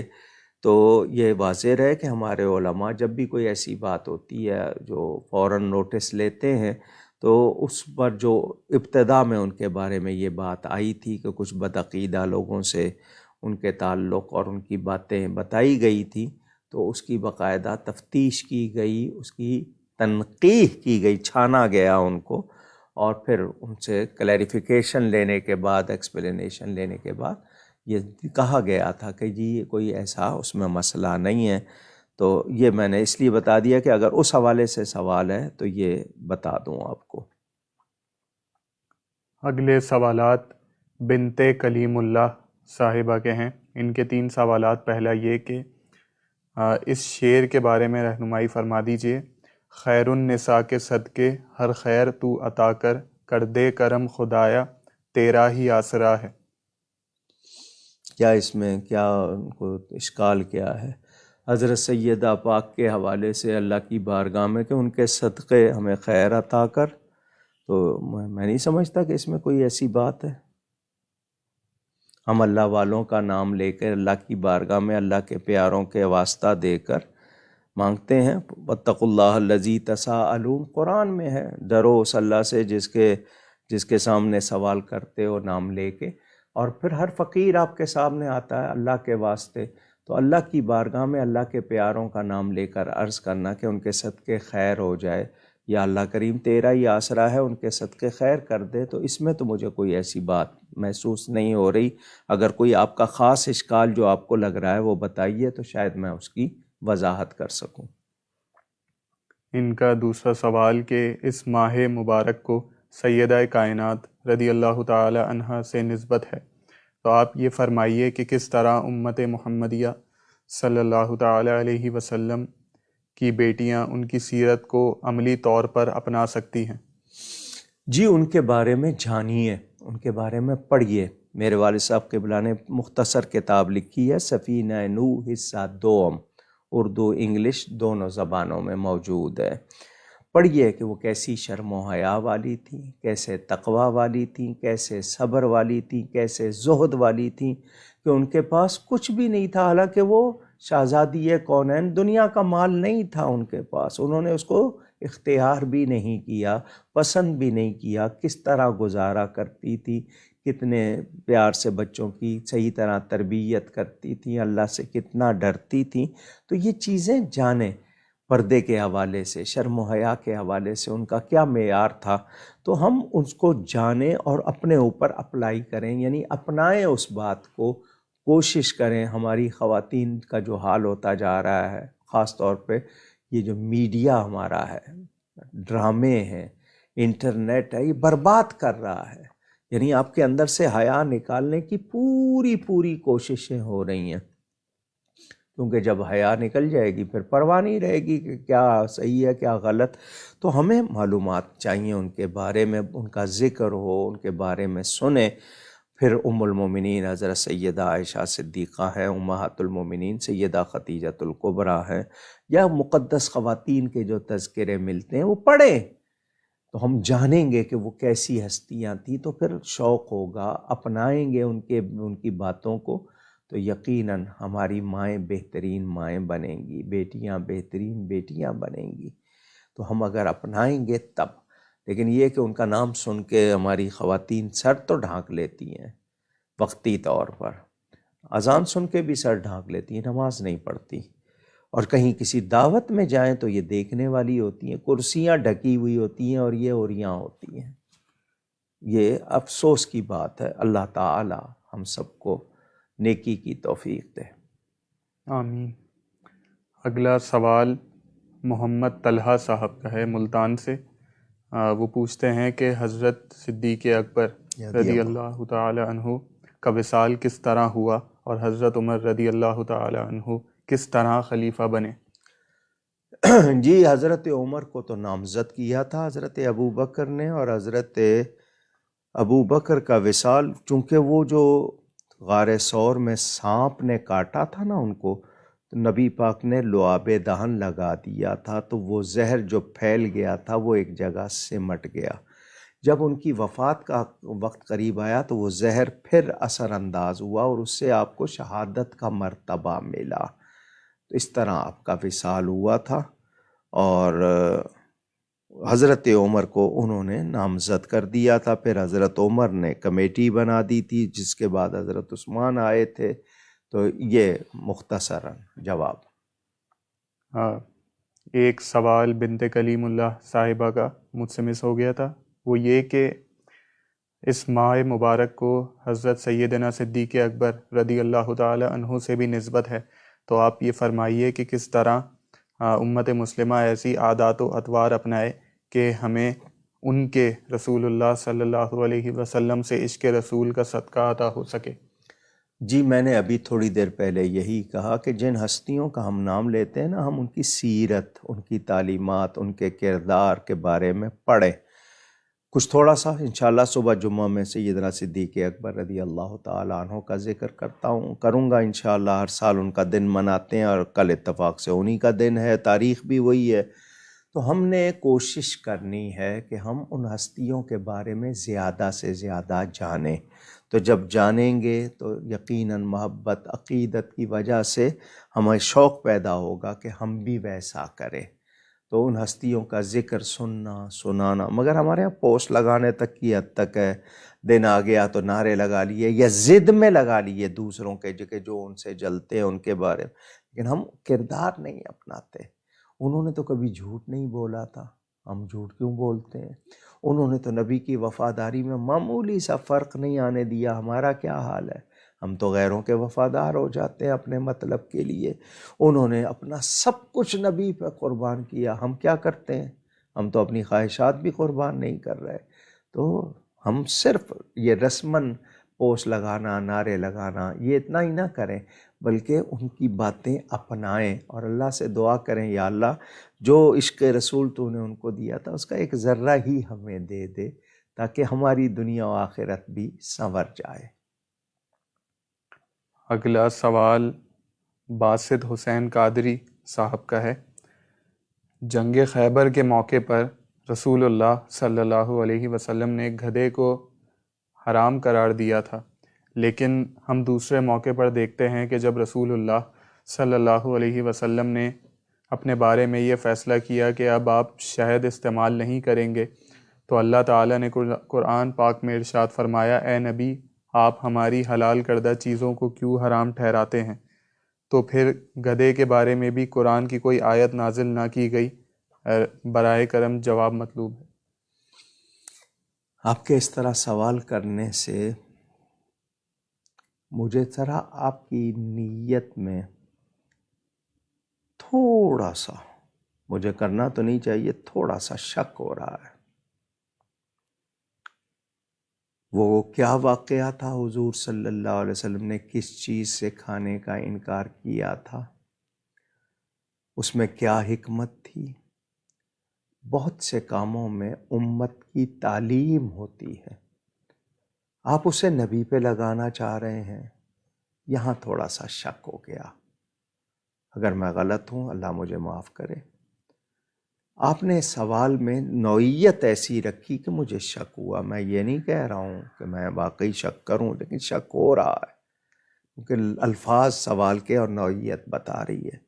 نبی کے بہت سے اعمال امت کی تعلیم ہوتے ہیں، بظاہر وہ عمل نبی سے ہو رہا ہوتا ہے، مگر مقصد کیا ہے اس کا؟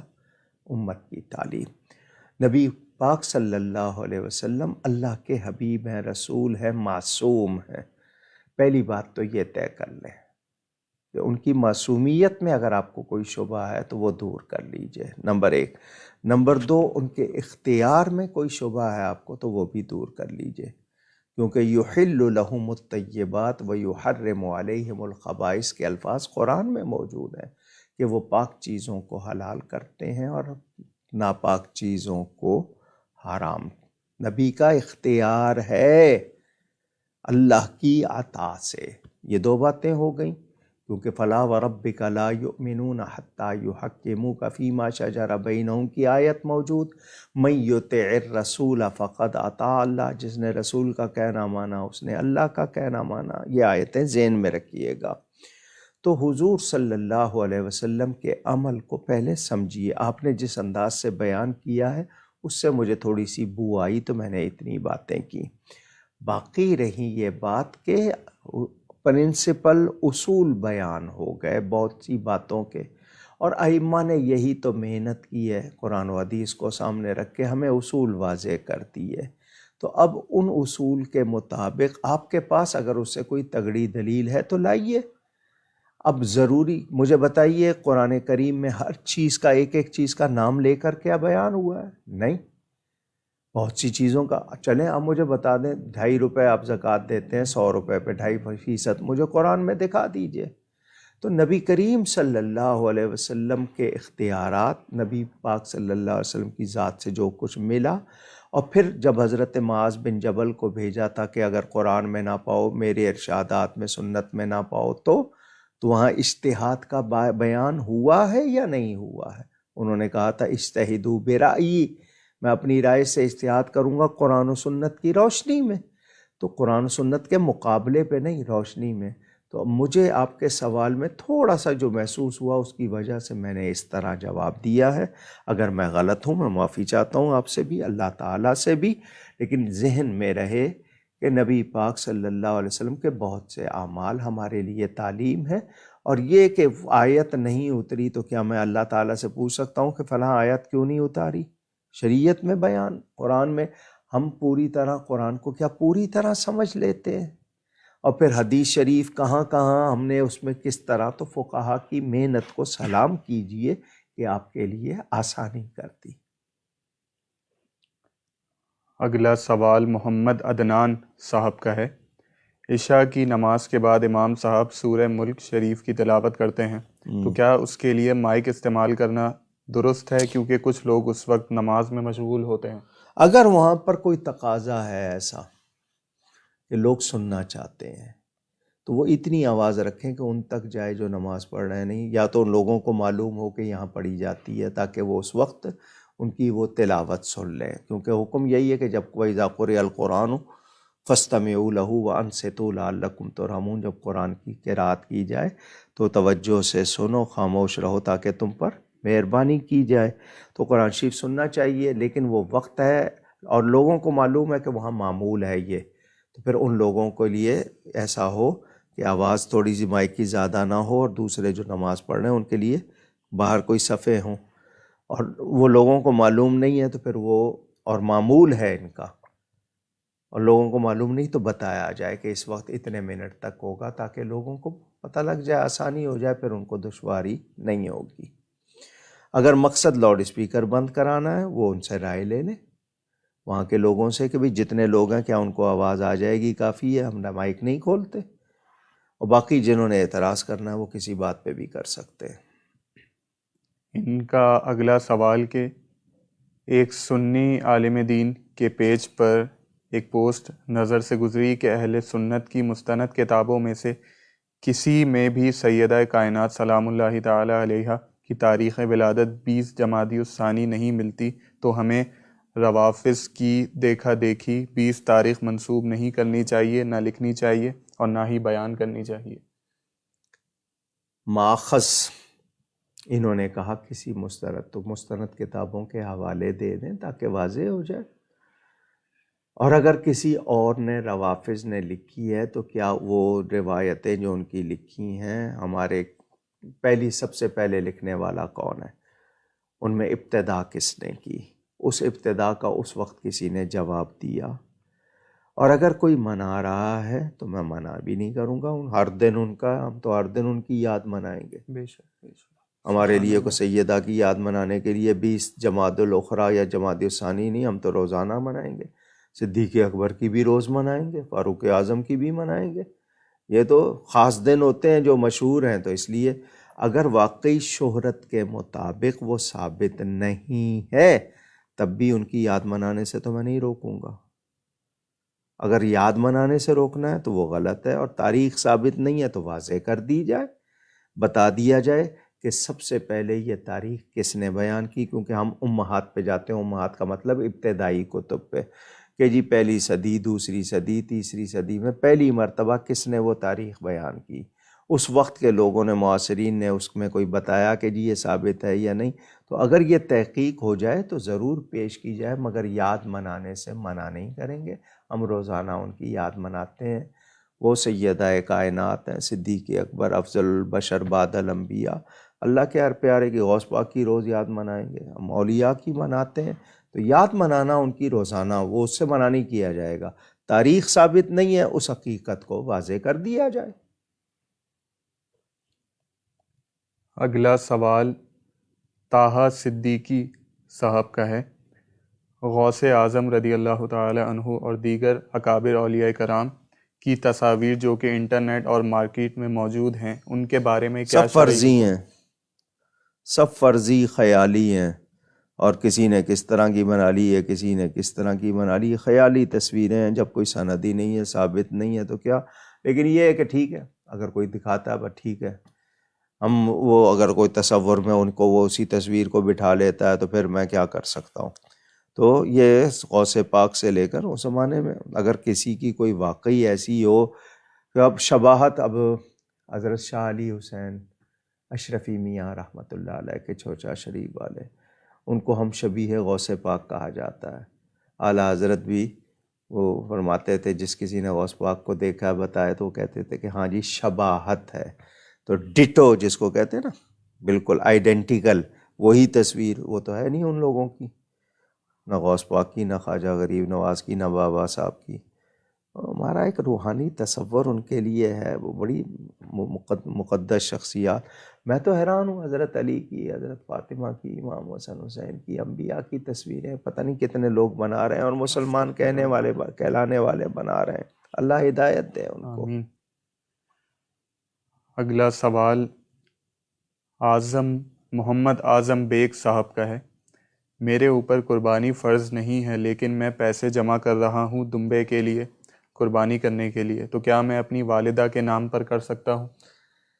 جی آپ پر فرض نہیں ہے، آپ ویسے ہی ایصال ثواب کے لیے کرنا چاہتے ہیں تو وہ آپ کر سکتے ہیں، لیکن آپ اتنے پیسے جتنے کا جانور ہے، کیا ان دنوں میں اتنی رقم سے آپ پر زکوٰۃ قربانی اگر لازم ہو گئی تو پھر آپ کو اپنی طرف سے کرنی ہوگی۔ مثال کے طور پر سمجھانے کے لیے کہوں کہ اس وقت نصاب بن جائے 30,000 کا، سمجھنے کے لیے کہ جس کے پاس 30,000 روپے ان 3 دنوں میں آ گئے حاجات اصلیہ کے سوا، اس پہ قربانی لازم، اور آپ کے پاس 30,000 آ گئے، آپ اس 30,000 کا بکرا لے کے یا دمبا لے کے وہی قربانی دوسرے کی طرف سے نہیں کر سکیں گے، کیونکہ اس وقت آپ پر لازم ہو چکی ہوگی۔ تو اگر ایسی صورت نہیں ہے کہ آپ پر لازم نہیں ہوئی ہے اور آپ ماں کو ایصال ثواب کرنا چاہتے ہیں، تو صرف قربانی کیا اور نیکی کر کے بھی کر سکتے ہیں، ٹھیک ہے نا۔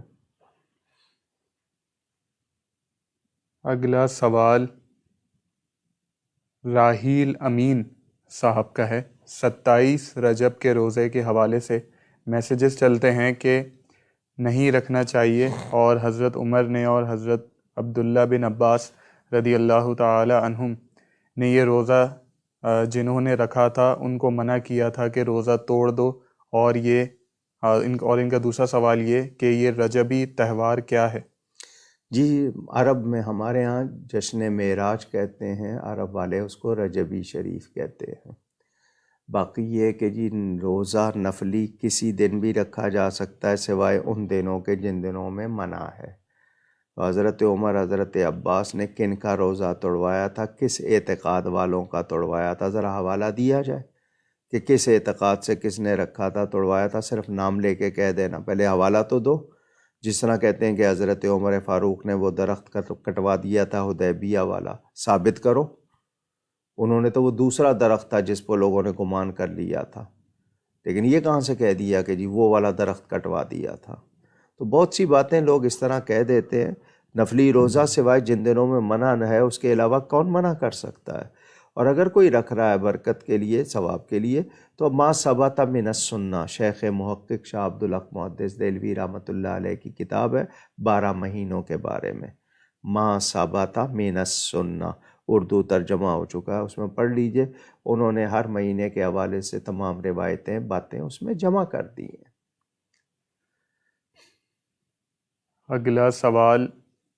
اگلے سوالات لاہور سے حماد صاحب کے ہیں. ان کا پہلا سوال کہ اولیاء اللہ سے مدد کیسے مانگنی چاہیے، طریقہ بیان فرما دیجیے.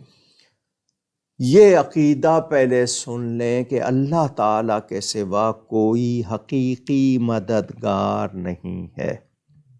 مستعان حقیقی مددگار صرف اور صرف اور صرف اور صرف اور صرف اللہ تعالیٰ ہے. اللہ تعالیٰ کی عطا سے اس کی مخلوق، اس کے بندے مدد کرتے ہیں. پہلے تو یہ عقیدہ یاد. بندوں کا مدد کرنا ثابت ہے مگر خود سے نہیں، اللہ تعالیٰ کی عطا سے. انہیں مدد کرنے کے لائق، قابل بنانے والا، اختیار دینے والا اللہ تعالیٰ ہے. یہ بات پہلے ذہن نشین کر لیں. پھر اللہ کی مدد کا مظہر سمجھ کر ان سے مانگا جا سکتا ہے، اللہ تعالیٰ کا پیارا سمجھ کر ان سے مانگا جا سکتا ہے. میں نے پہلے عقیدہ واضح کر دیا، وہ وفات کے بعد ہو یا ظاہری حیات میں ہو، اللہ والوں کو اللہ کی مدد کا مظہر سمجھ کر پکارنا، ان سے مدد مانگنا غلط نہیں ہے. ہاں یہ سمجھے کہ یہ خود سے مدد کرتے ہیں، یہ خود سے طاقت رکھتے ہیں، یہ ہمارا عقیدہ نہیں ہے، نہ ہو سکتا ہے.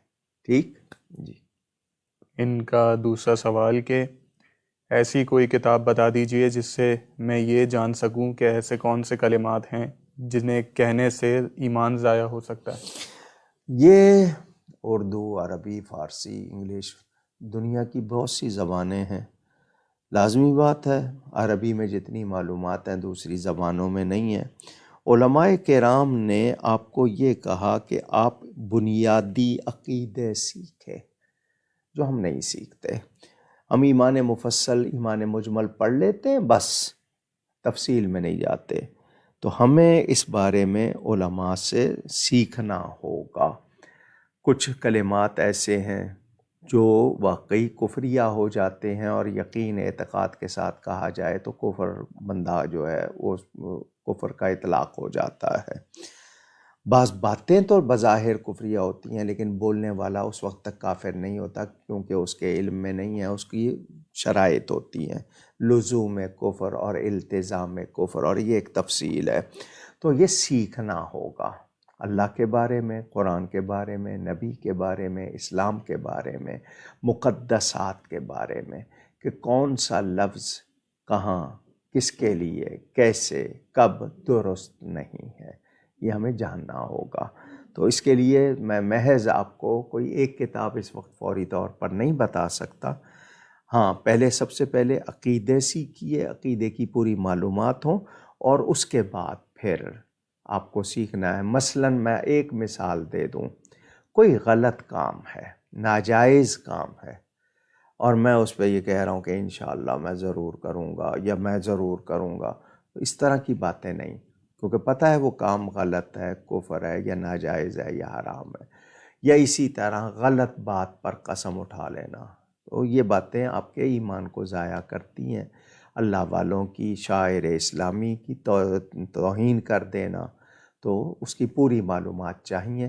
میرے ذہن میں پوری کوئی کتاب اس موضوع پر نہیں، لیکن جزوی طور پر ہے، یعنی کچھ فتاوے ہوں گے، کچھ رسالے ہوں گے، کچھ ہوں گے. ان کا تیسرا سوال کہ اپنے مرشد سے نظر کرم کیسے مانگی جائے؟ جی، مرشد کو یہ سمجھنا کہ یہ راہ بتانے والا ہے، مجھے سیدھی راہ دکھانے والا ہے. یہ نہیں سمجھ لینا کہ بس اب یہی کرے گا جو کچھ کرے گا، نہ. یعنی میں تو بس مرید ہو گیا ہوں، اب میرا کام ختم، نہ.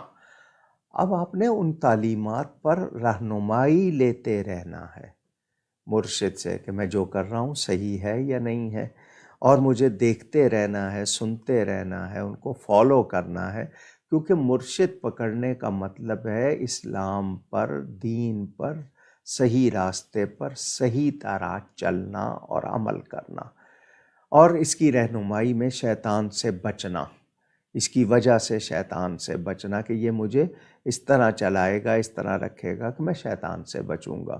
تو وہ صحیح تعلیمات پر آپ نے وابستہ ہونا ہے ان کے ساتھ، اور کوشش یہ کرنی ہے کہ مرشد سے آپ کا تعلق ایمانی مضبوط ہو. ایک تو وہ مرشد ہو واقعی، وہ مرشد کے نام پر راہزن نہ ہو، کیونکہ آج کل کاروبار بہت ہے، معاف کیجیے گا، مداری اور جعلی بہت سلسلہ ہے. تو وہ صحیح طور پر ایمان اور تقوی والا ہو، اور خود بھی صحیح ہو اور دوسروں کو بھی صحیح بتاتا ہو. وہ شخص واقعی مرشد ہوگا. باقی جو رسمیں کاروبار ہو رہے ہیں ان کو نہ سمجھ لیجئے گا کہ یہ بھی، کیونکہ بہت زیادہ یہ سلسلہ چلا ہوا ہے، بہت شکایتیں ہیں، اللہ کی پناہ، ہم سب کو اللہ معاف کرے.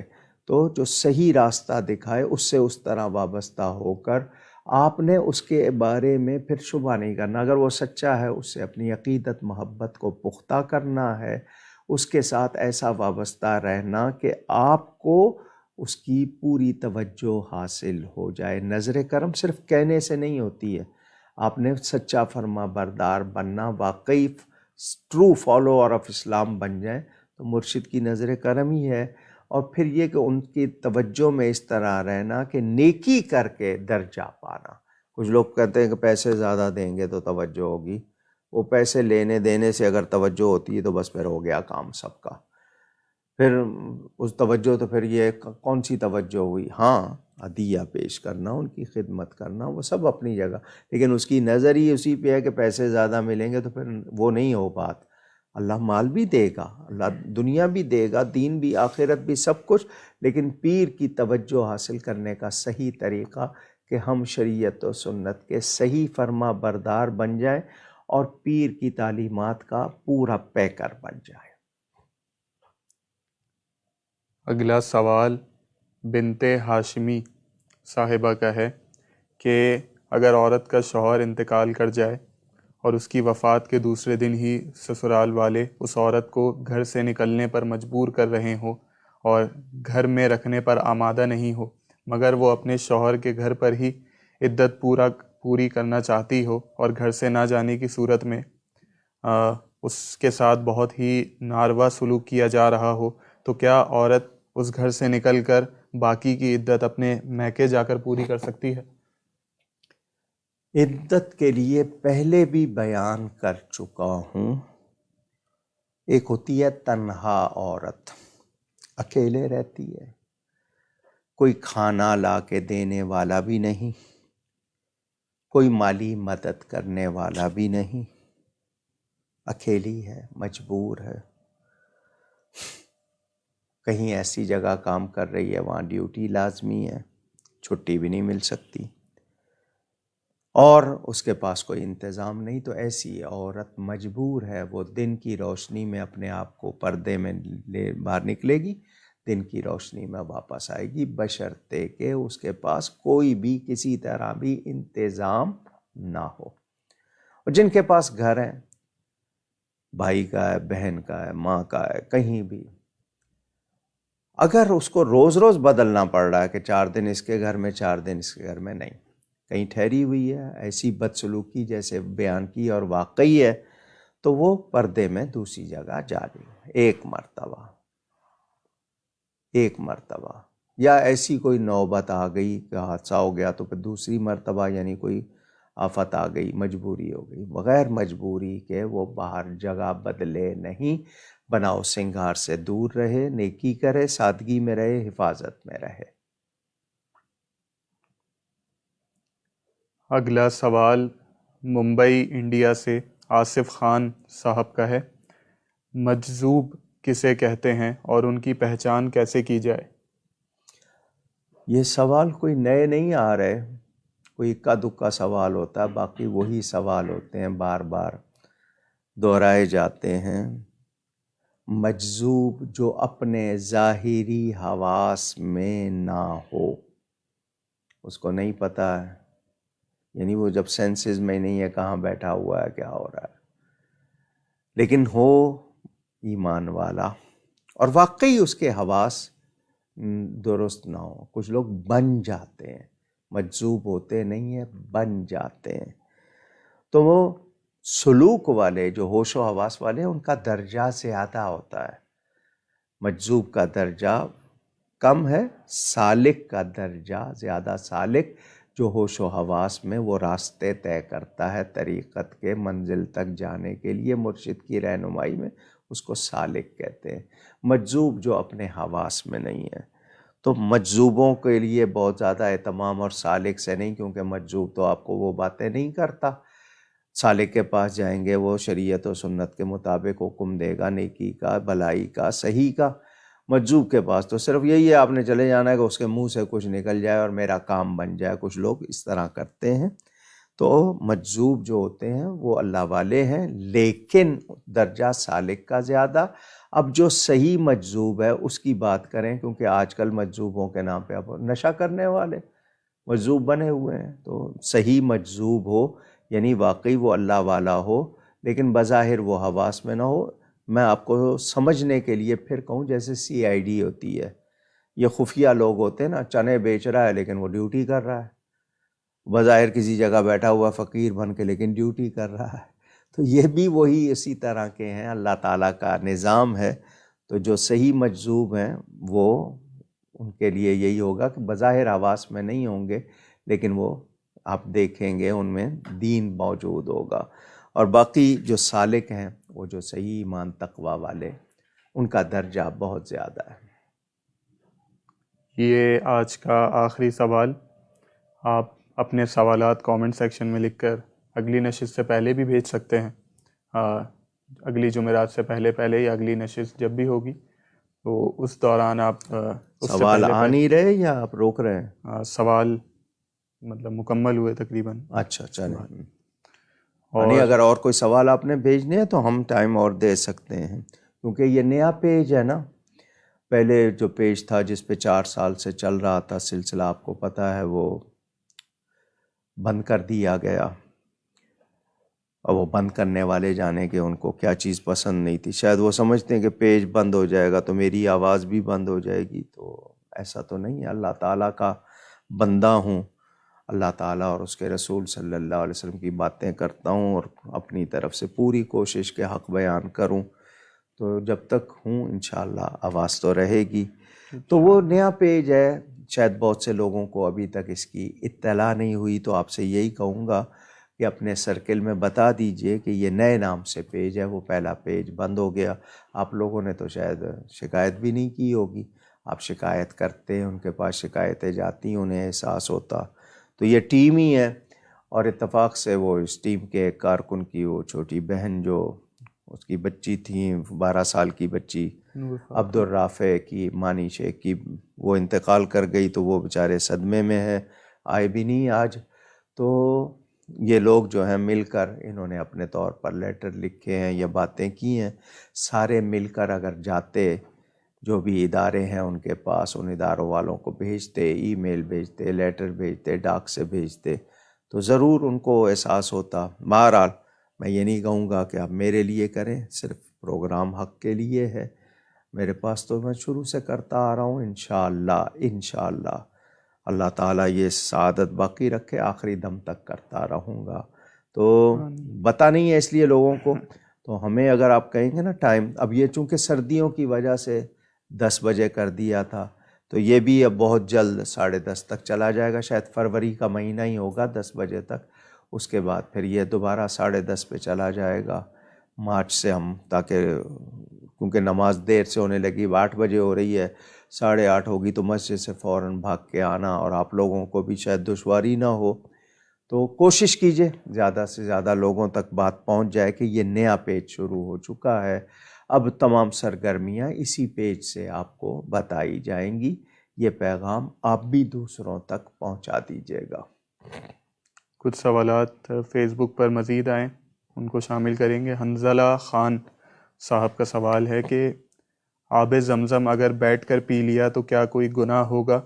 دھوپ کی، اور ان کا دوسرا سوال بعد میں شامل کریں گے، پہلے جی نہیں، بیٹھ کے پیا جا سکتا ہے، ایسی بات نہیں ہے۔ یہ وہ پانی ہے جس کو کھڑے ہو کر بھی پی سکتے ہیں، یعنی اس کے لیے لازم نہیں ہے کہ کھڑے ہی ہونا ہے، بیٹھ کے بھی پی سکتے ہیں۔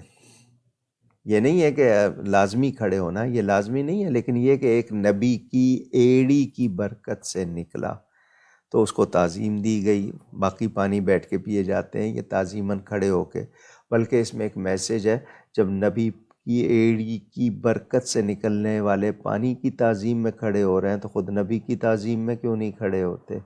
صلاۃ و سلام کھڑے ہو کے پڑھیں تو کچھ لوگ اعتراض کرتے ہیں، ان کو سوچنا چاہیے۔ تو یہ بیٹھ کے بھی پی سکتے ہیں۔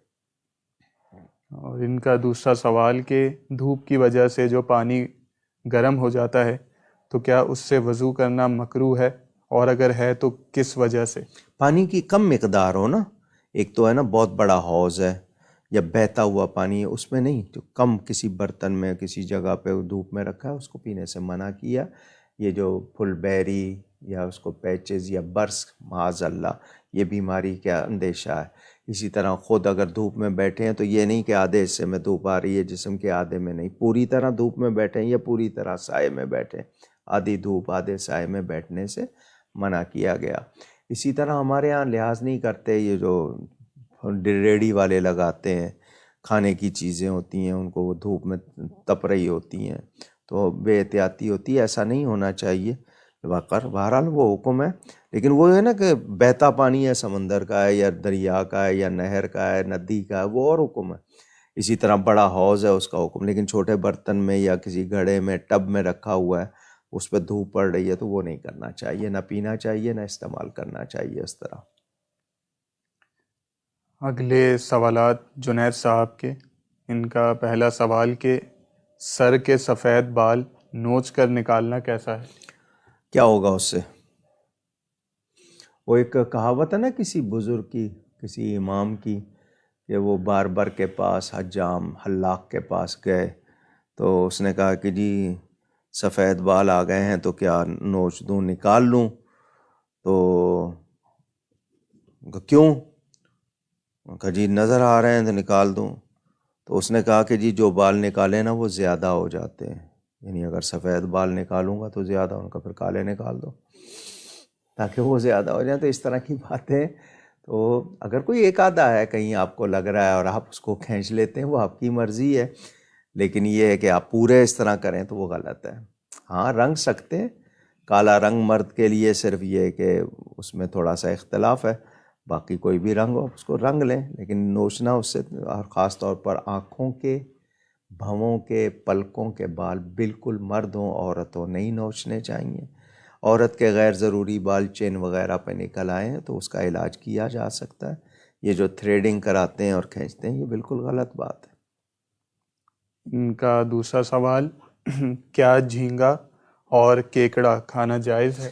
جواب دیا ہے، کئی مرتبہ دیا ہے، کیکڑا بالکل جائز نہیں ہے، جھینگے میں اختلاف ہے، کھا سکتے ہیں، وہ کہتے ہیں خود لے لیں، نہ جاؤ سامنے آئے تو کھا لو۔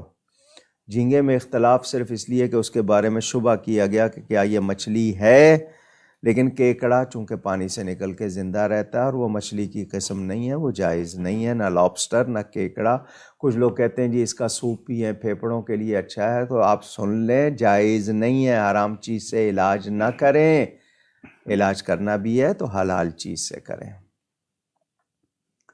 یہ آج کا آخری سوال عبدالرافع خان صاحب کا سوال، زنا بالرضا کے متعلق اسلامی نظریہ اور سزا کیا ہے، اور اسے دنیا بھر میں تیزی سے قانونی حیثیت کیوں مل رہی ہے، حتیٰ کہ بہت سے اسلامی ممالک میں بھی اس کی کوئی سزا مقرر نہیں؟ یہی تو رونا ہے، اور رو کس بات کو رہے ہیں ہم؟ زنا زنا ہے، بالرضا کا مطلب دونوں راضی ہو کے کریں یا کسی کے ساتھ زیادتی ہو، گناہ تو گناہ ہے، گناہ کیا جائز ہو جائے گا؟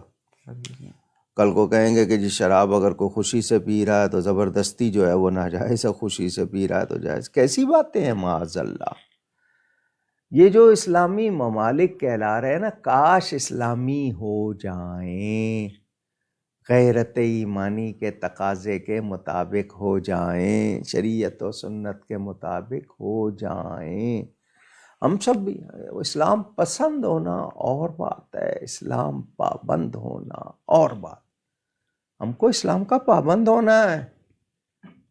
اگر ہم نہیں ہوں گے تو یہ دنیا 4 دن کی زندگی، اگلے سانس کا پتہ نہیں ہے. کورونا نے کتنا کچھ بدل دیا. کورونا کے ڈر سے آپ نے کتنی باتیں چھوڑ دی، اللہ کے ڈر سے نہیں چھوڑ رہے.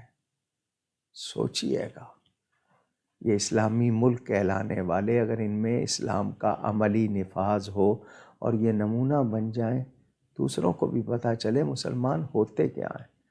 قرون اولا، پہلے زمانے کے مسلمان کیسے تھے. چلیں آپ چھوڑیں، آپ اپنے باپ دادا کی بات کر لیں، ان جیسے ہیں آپ یقیناً کہیں گے وہ ہم سے بہتر تھے.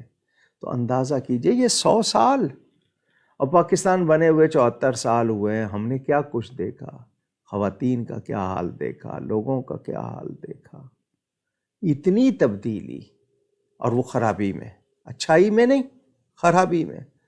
کتنی حیا تھی، زبان کا کتنا پاس تھا، وعدے کی کتنی پابندی تھی، معیار کوالٹی کیا تھی، چیز کا وعدہ بنانی کیسے ہے، ایک ون چیز.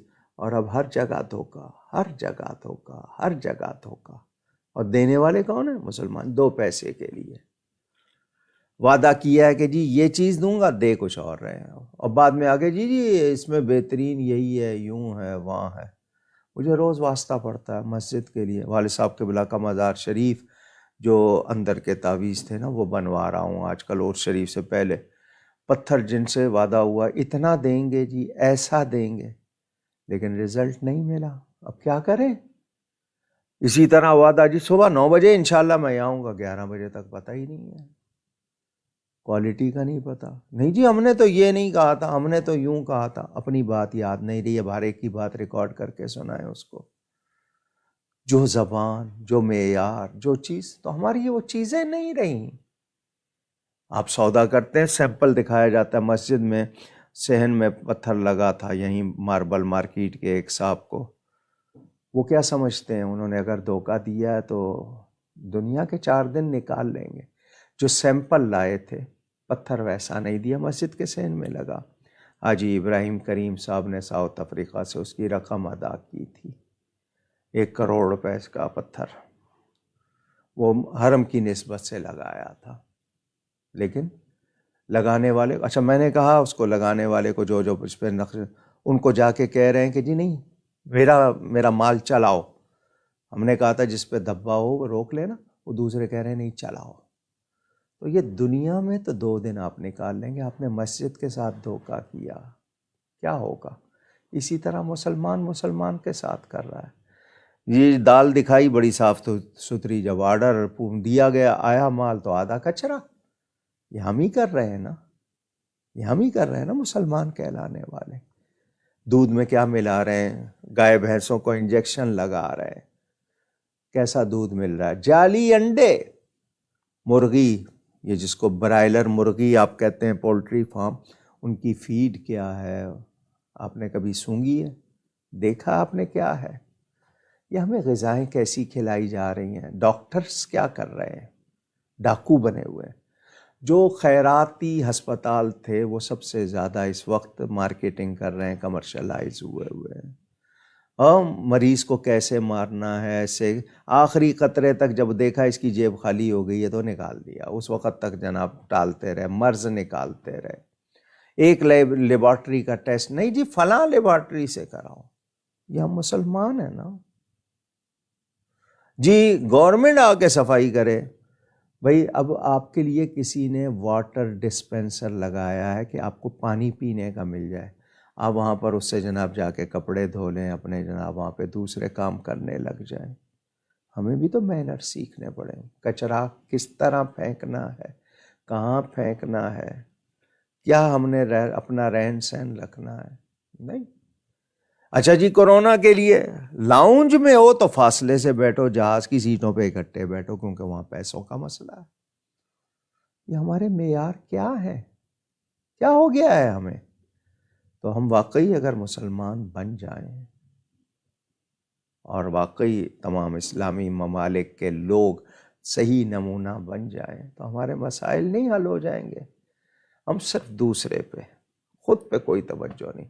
حالانکہ یہ آپ کی طرف انگلی ہے تو یہ 3 انگلیاں میری طرف ہے، مگر میں اپنے آپ کو نوٹ نہیں کر رہا تھا، ہمیشہ دوسروں کو۔ معاف کیجئے گا، آپ کہیں گے میں سب سے زیادہ گناہ گار ہوں، لیکن مجھے بھی اور آپ کو بھی کوشش کرنی ہے سنبھلنے کی، سدھرنے کی، سنورنے کی۔ اللہ تعالیٰ توفیق دے۔ آمین۔ ہم ان تمام افراد کا شکریہ ادا کرتے ہیں جنہوں نے اپنے سوالات ہم تک بھیجے، یا وہ جنہوں نے اپنے تعریفی کلمات سے ہمیں نوازا، جن میں محمد طیب صاحب، علی زہیب صاحب، کنیز فاطمہ صاحبہ، زبیر اتاری صاحب، محمد اکرام شریف صاحب، محبہ ماکدہ صاحبہ، زین قریشی صاحب، محمد جنید صاحب، محمد ربیع حسین صاحب، شازیب خان صاحب، اسامہ رضا صاحب، اسد صاحب، محمد شفیع صاحب، شیخ عظیم صاحب، اروا خان صاحبہ، محمد عمران صاحب، عمران خان صاحب، وقاص خان صاحب، آمنہ ارشد صاحبہ، محمد عدنان صاحب، سہیل غوری صاحب اور حنزلہ خان صاحب، اور جن جن کے نام ہم نہیں لے سکے ہم معذرت چاہتے ہیں۔ آپ ہمیں دعاؤں میں یاد رکھیے گا، ہم آپ کے لیے دعا گو رہیں گے۔ آج کے نام پورے نہیں، کیونکہ یہ جو نام لکھتے ہیں یہ تھوڑے درمیان میں کہیں غائب ہو گئے تھے۔ اس درمیان میں جتنے نام رہ گئے ہوں گے وہ شاید نوٹ نہیں کر سکے۔ اگر کوئی آپ کہیں گے جی میرا نام نہیں آیا، اس کی معذرت چاہتے ہیں۔ آپ کو ایک بار پھر یاد کرانا ہے، 4 اور 5 مارچ کو جمعرات جمعہ، رجب کی تیسری جمعرات جمعہ، میرے والد گرامی خطیب اعظم حضرت مولانا محمد شفیع صاحب اکاڑوی رحمۃ اللہ علیہ کا سالانہ عرس ہوتا ہے، اور رجب کے تیسرے جمعے کو پوری دنیا میں جہاں جہاں سنی مساجد ہیں ان سے رابطہ کرتا ہوں، اور اسی طرح پیغام دیتا ہوں کہ وہ اس جمعے میں ضرور اجتماعی فاتحہ خوانی کریں، ایصال ثواب کریں۔ ہم ہر سال عرس کے موقع پہ ایک رسالہ چھاپتے ہیں، الخطیب کتابی سلسلہ یادگاری مجلہ، اور وہ تقریباً 50 ملکوں میں بائی میل ڈاک کے ذریعے بھیجا جاتا ہے۔ ہمیں اچھا خاصا اس پہ خرچہ اٹھانا پڑتا ہے، رسالہ مفت تقسیم ہوتا ہے، ڈاک خرچ۔ اس سال ہمیں پوسٹ آفس سے بتایا گیا کہ جو ڈاک ہے دنیا بھر میں، کیونکہ فلائٹس آپریشن ڈسٹرب ہے تو بر وقت ڈاک نہیں جا رہی۔ دوسری بات، وہ جو بک پوسٹ پرنٹڈ میٹر پہ رعایت دی جاتی ہے وہ اس وقت نہیں دی جا رہی، یعنی ایک رسالہ جو بالفرض میں 90 روپے کے ڈاک ٹکٹ پہ پوسٹ ٹکٹ پہ بھیجتا تھا، وہ کہہ رہے ہیں 400 روپیہ لگے گا، اور کب پہنچے گا کوئی گارنٹی نہیں ہے۔ تو ہم نے PDF پہ وہ اپنے فیس بک پہ بھی چڑھایا ہوا ہے، اس پیج پہ بھی آپ کو PDF اس کا رسالے کا مل جائے گا۔ اشتہارات جو ہم اسی طرح ڈاک کی وجہ سے بالفرض نہیں بھجوا سکے آخر وقت تک، وہ بھی آپ کو اسی طرح پوسٹ میں ملیں گے، تو آپ نے ہر سنی تک اس کو پہنچانا ہے تاکہ سب ایصال ثواب میں شامل ہو جائیں۔ اس دوران آپ کچھ پڑھ کر ہمیں پہنچائیں تو ہم وہ مرکزی ایصال ثواب میں شامل کر لیں گے۔ تو جمعہ 5 مارچ کو پوری دنیا میں عالمی یوم خطیب اعظم منایا جائے گا انشاءاللہ تعالی۔ تو اس کے لیے، اور باقی دونوں پروگرام کراچی میں ہوتے ہیں، تو انشاءاللہ وہ جامع مسجد گلزار حبیب میں 4 مارچ کو عشاء کے بعد جو پہلی نشست، اور 5 مارچ کو مرکزی یوم خطیب اعظم کا اجتماع ہوگا۔ ایک تو یہ آپ کو بتانا تھا۔ عبدالرافع مانی صاحب جو ہماری اس میڈیا ٹیم کے ایک رکن ہیں، ان کی 12 سالہ بہن نور فاطمہ نام تھا، تکلیف تھی، بیمار تھی بہت عرصے سے. اس کے والد بتا رہے تھے کہ 1.5 سال کی عمر سے وہ بیمار چلی آ رہی تھی.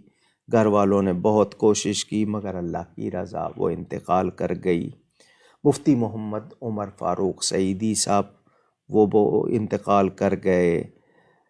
وقاص مصطفیٰ یہ وہ بھی مسجد گلزار حبیب اور اکیڈمی کے کارکنان میں سے ہیں. ان کی خالہ انتقال کر گئیں. ATI اور جماعت اہل سنت کے ایک بڑے اچھے مستعد کارکن حنیف رحمان صاحب انتقال کر گئے. سید جاوید مرغوب صاحب نعت خوانی کے حوالے سے بڑے جانے پہچانے تھے، وہ انتقال کر گئے. اور محمد زبیر علی خان قادری، محمد زبیر قادری تحریک افکار رضا انڈیا میں بمبئی میں تھے، آج کل شاید وہ دہلی میں ہوتے ہیں. ان کی والدہ انتقال کر گئیں 3 فروری کو. اللہ تعالیٰ ان سب کی مغفرت فرمائے اور ہم سب کو اس وبا سے محفوظ فرمائے. میں نے تیاری کی ہوئی تھی، والد صاحب کے عرس سے پہلے ارادہ تھا مدینہ منورہ حاضری کا. تیاری کی تو فلائٹ آپریشن اسٹاپ ہو گیا. دعا کیجیے گا یہ فلائٹ آپریشن کھل جائے اور میں بیٹری چارج کرواؤں، وہاں جا کے سلام کراؤں حضور کی بارگاہ میں، کچھ معافی چاہ لوں. کچھ ہو سکتا ہے وہاں جا کر کچھ فیض برکت مجھے مل جائے. نالائق ہوں بہت، تو تمنا ہے جانے کی، اللہ کرے ہو جائے. مزار شریف والد صاحب قبلہ کا جو اس کا تعویذ جو بنا تھا، پہلے لکڑی کا رکھا ہوا تھا، اب اس پر باقاعدہ ماربل کا کام انشاءاللہ جو لوگ کل آئیں گے دیکھ لیں گے. تھوڑا سا رہ گیا ہے، وہ اگلے ہفتے تک امید ہے ہو جائے گا. دعا بھی کیجیے گا اور یہ بھی کہ والدین اس خدمت کو قبول فرما لیں، تمام امور اچھے ہو جائیں. ان تمام ساتھیوں کے لیے بھی دعا کیجیے گا. گفتگو میں کوئی غلطی ہوئی ہو اللہ کی بارگاہ میں توبہ کرتا ہوں. والسلام علیکم ورحمۃ اللہ وبرکاتہ.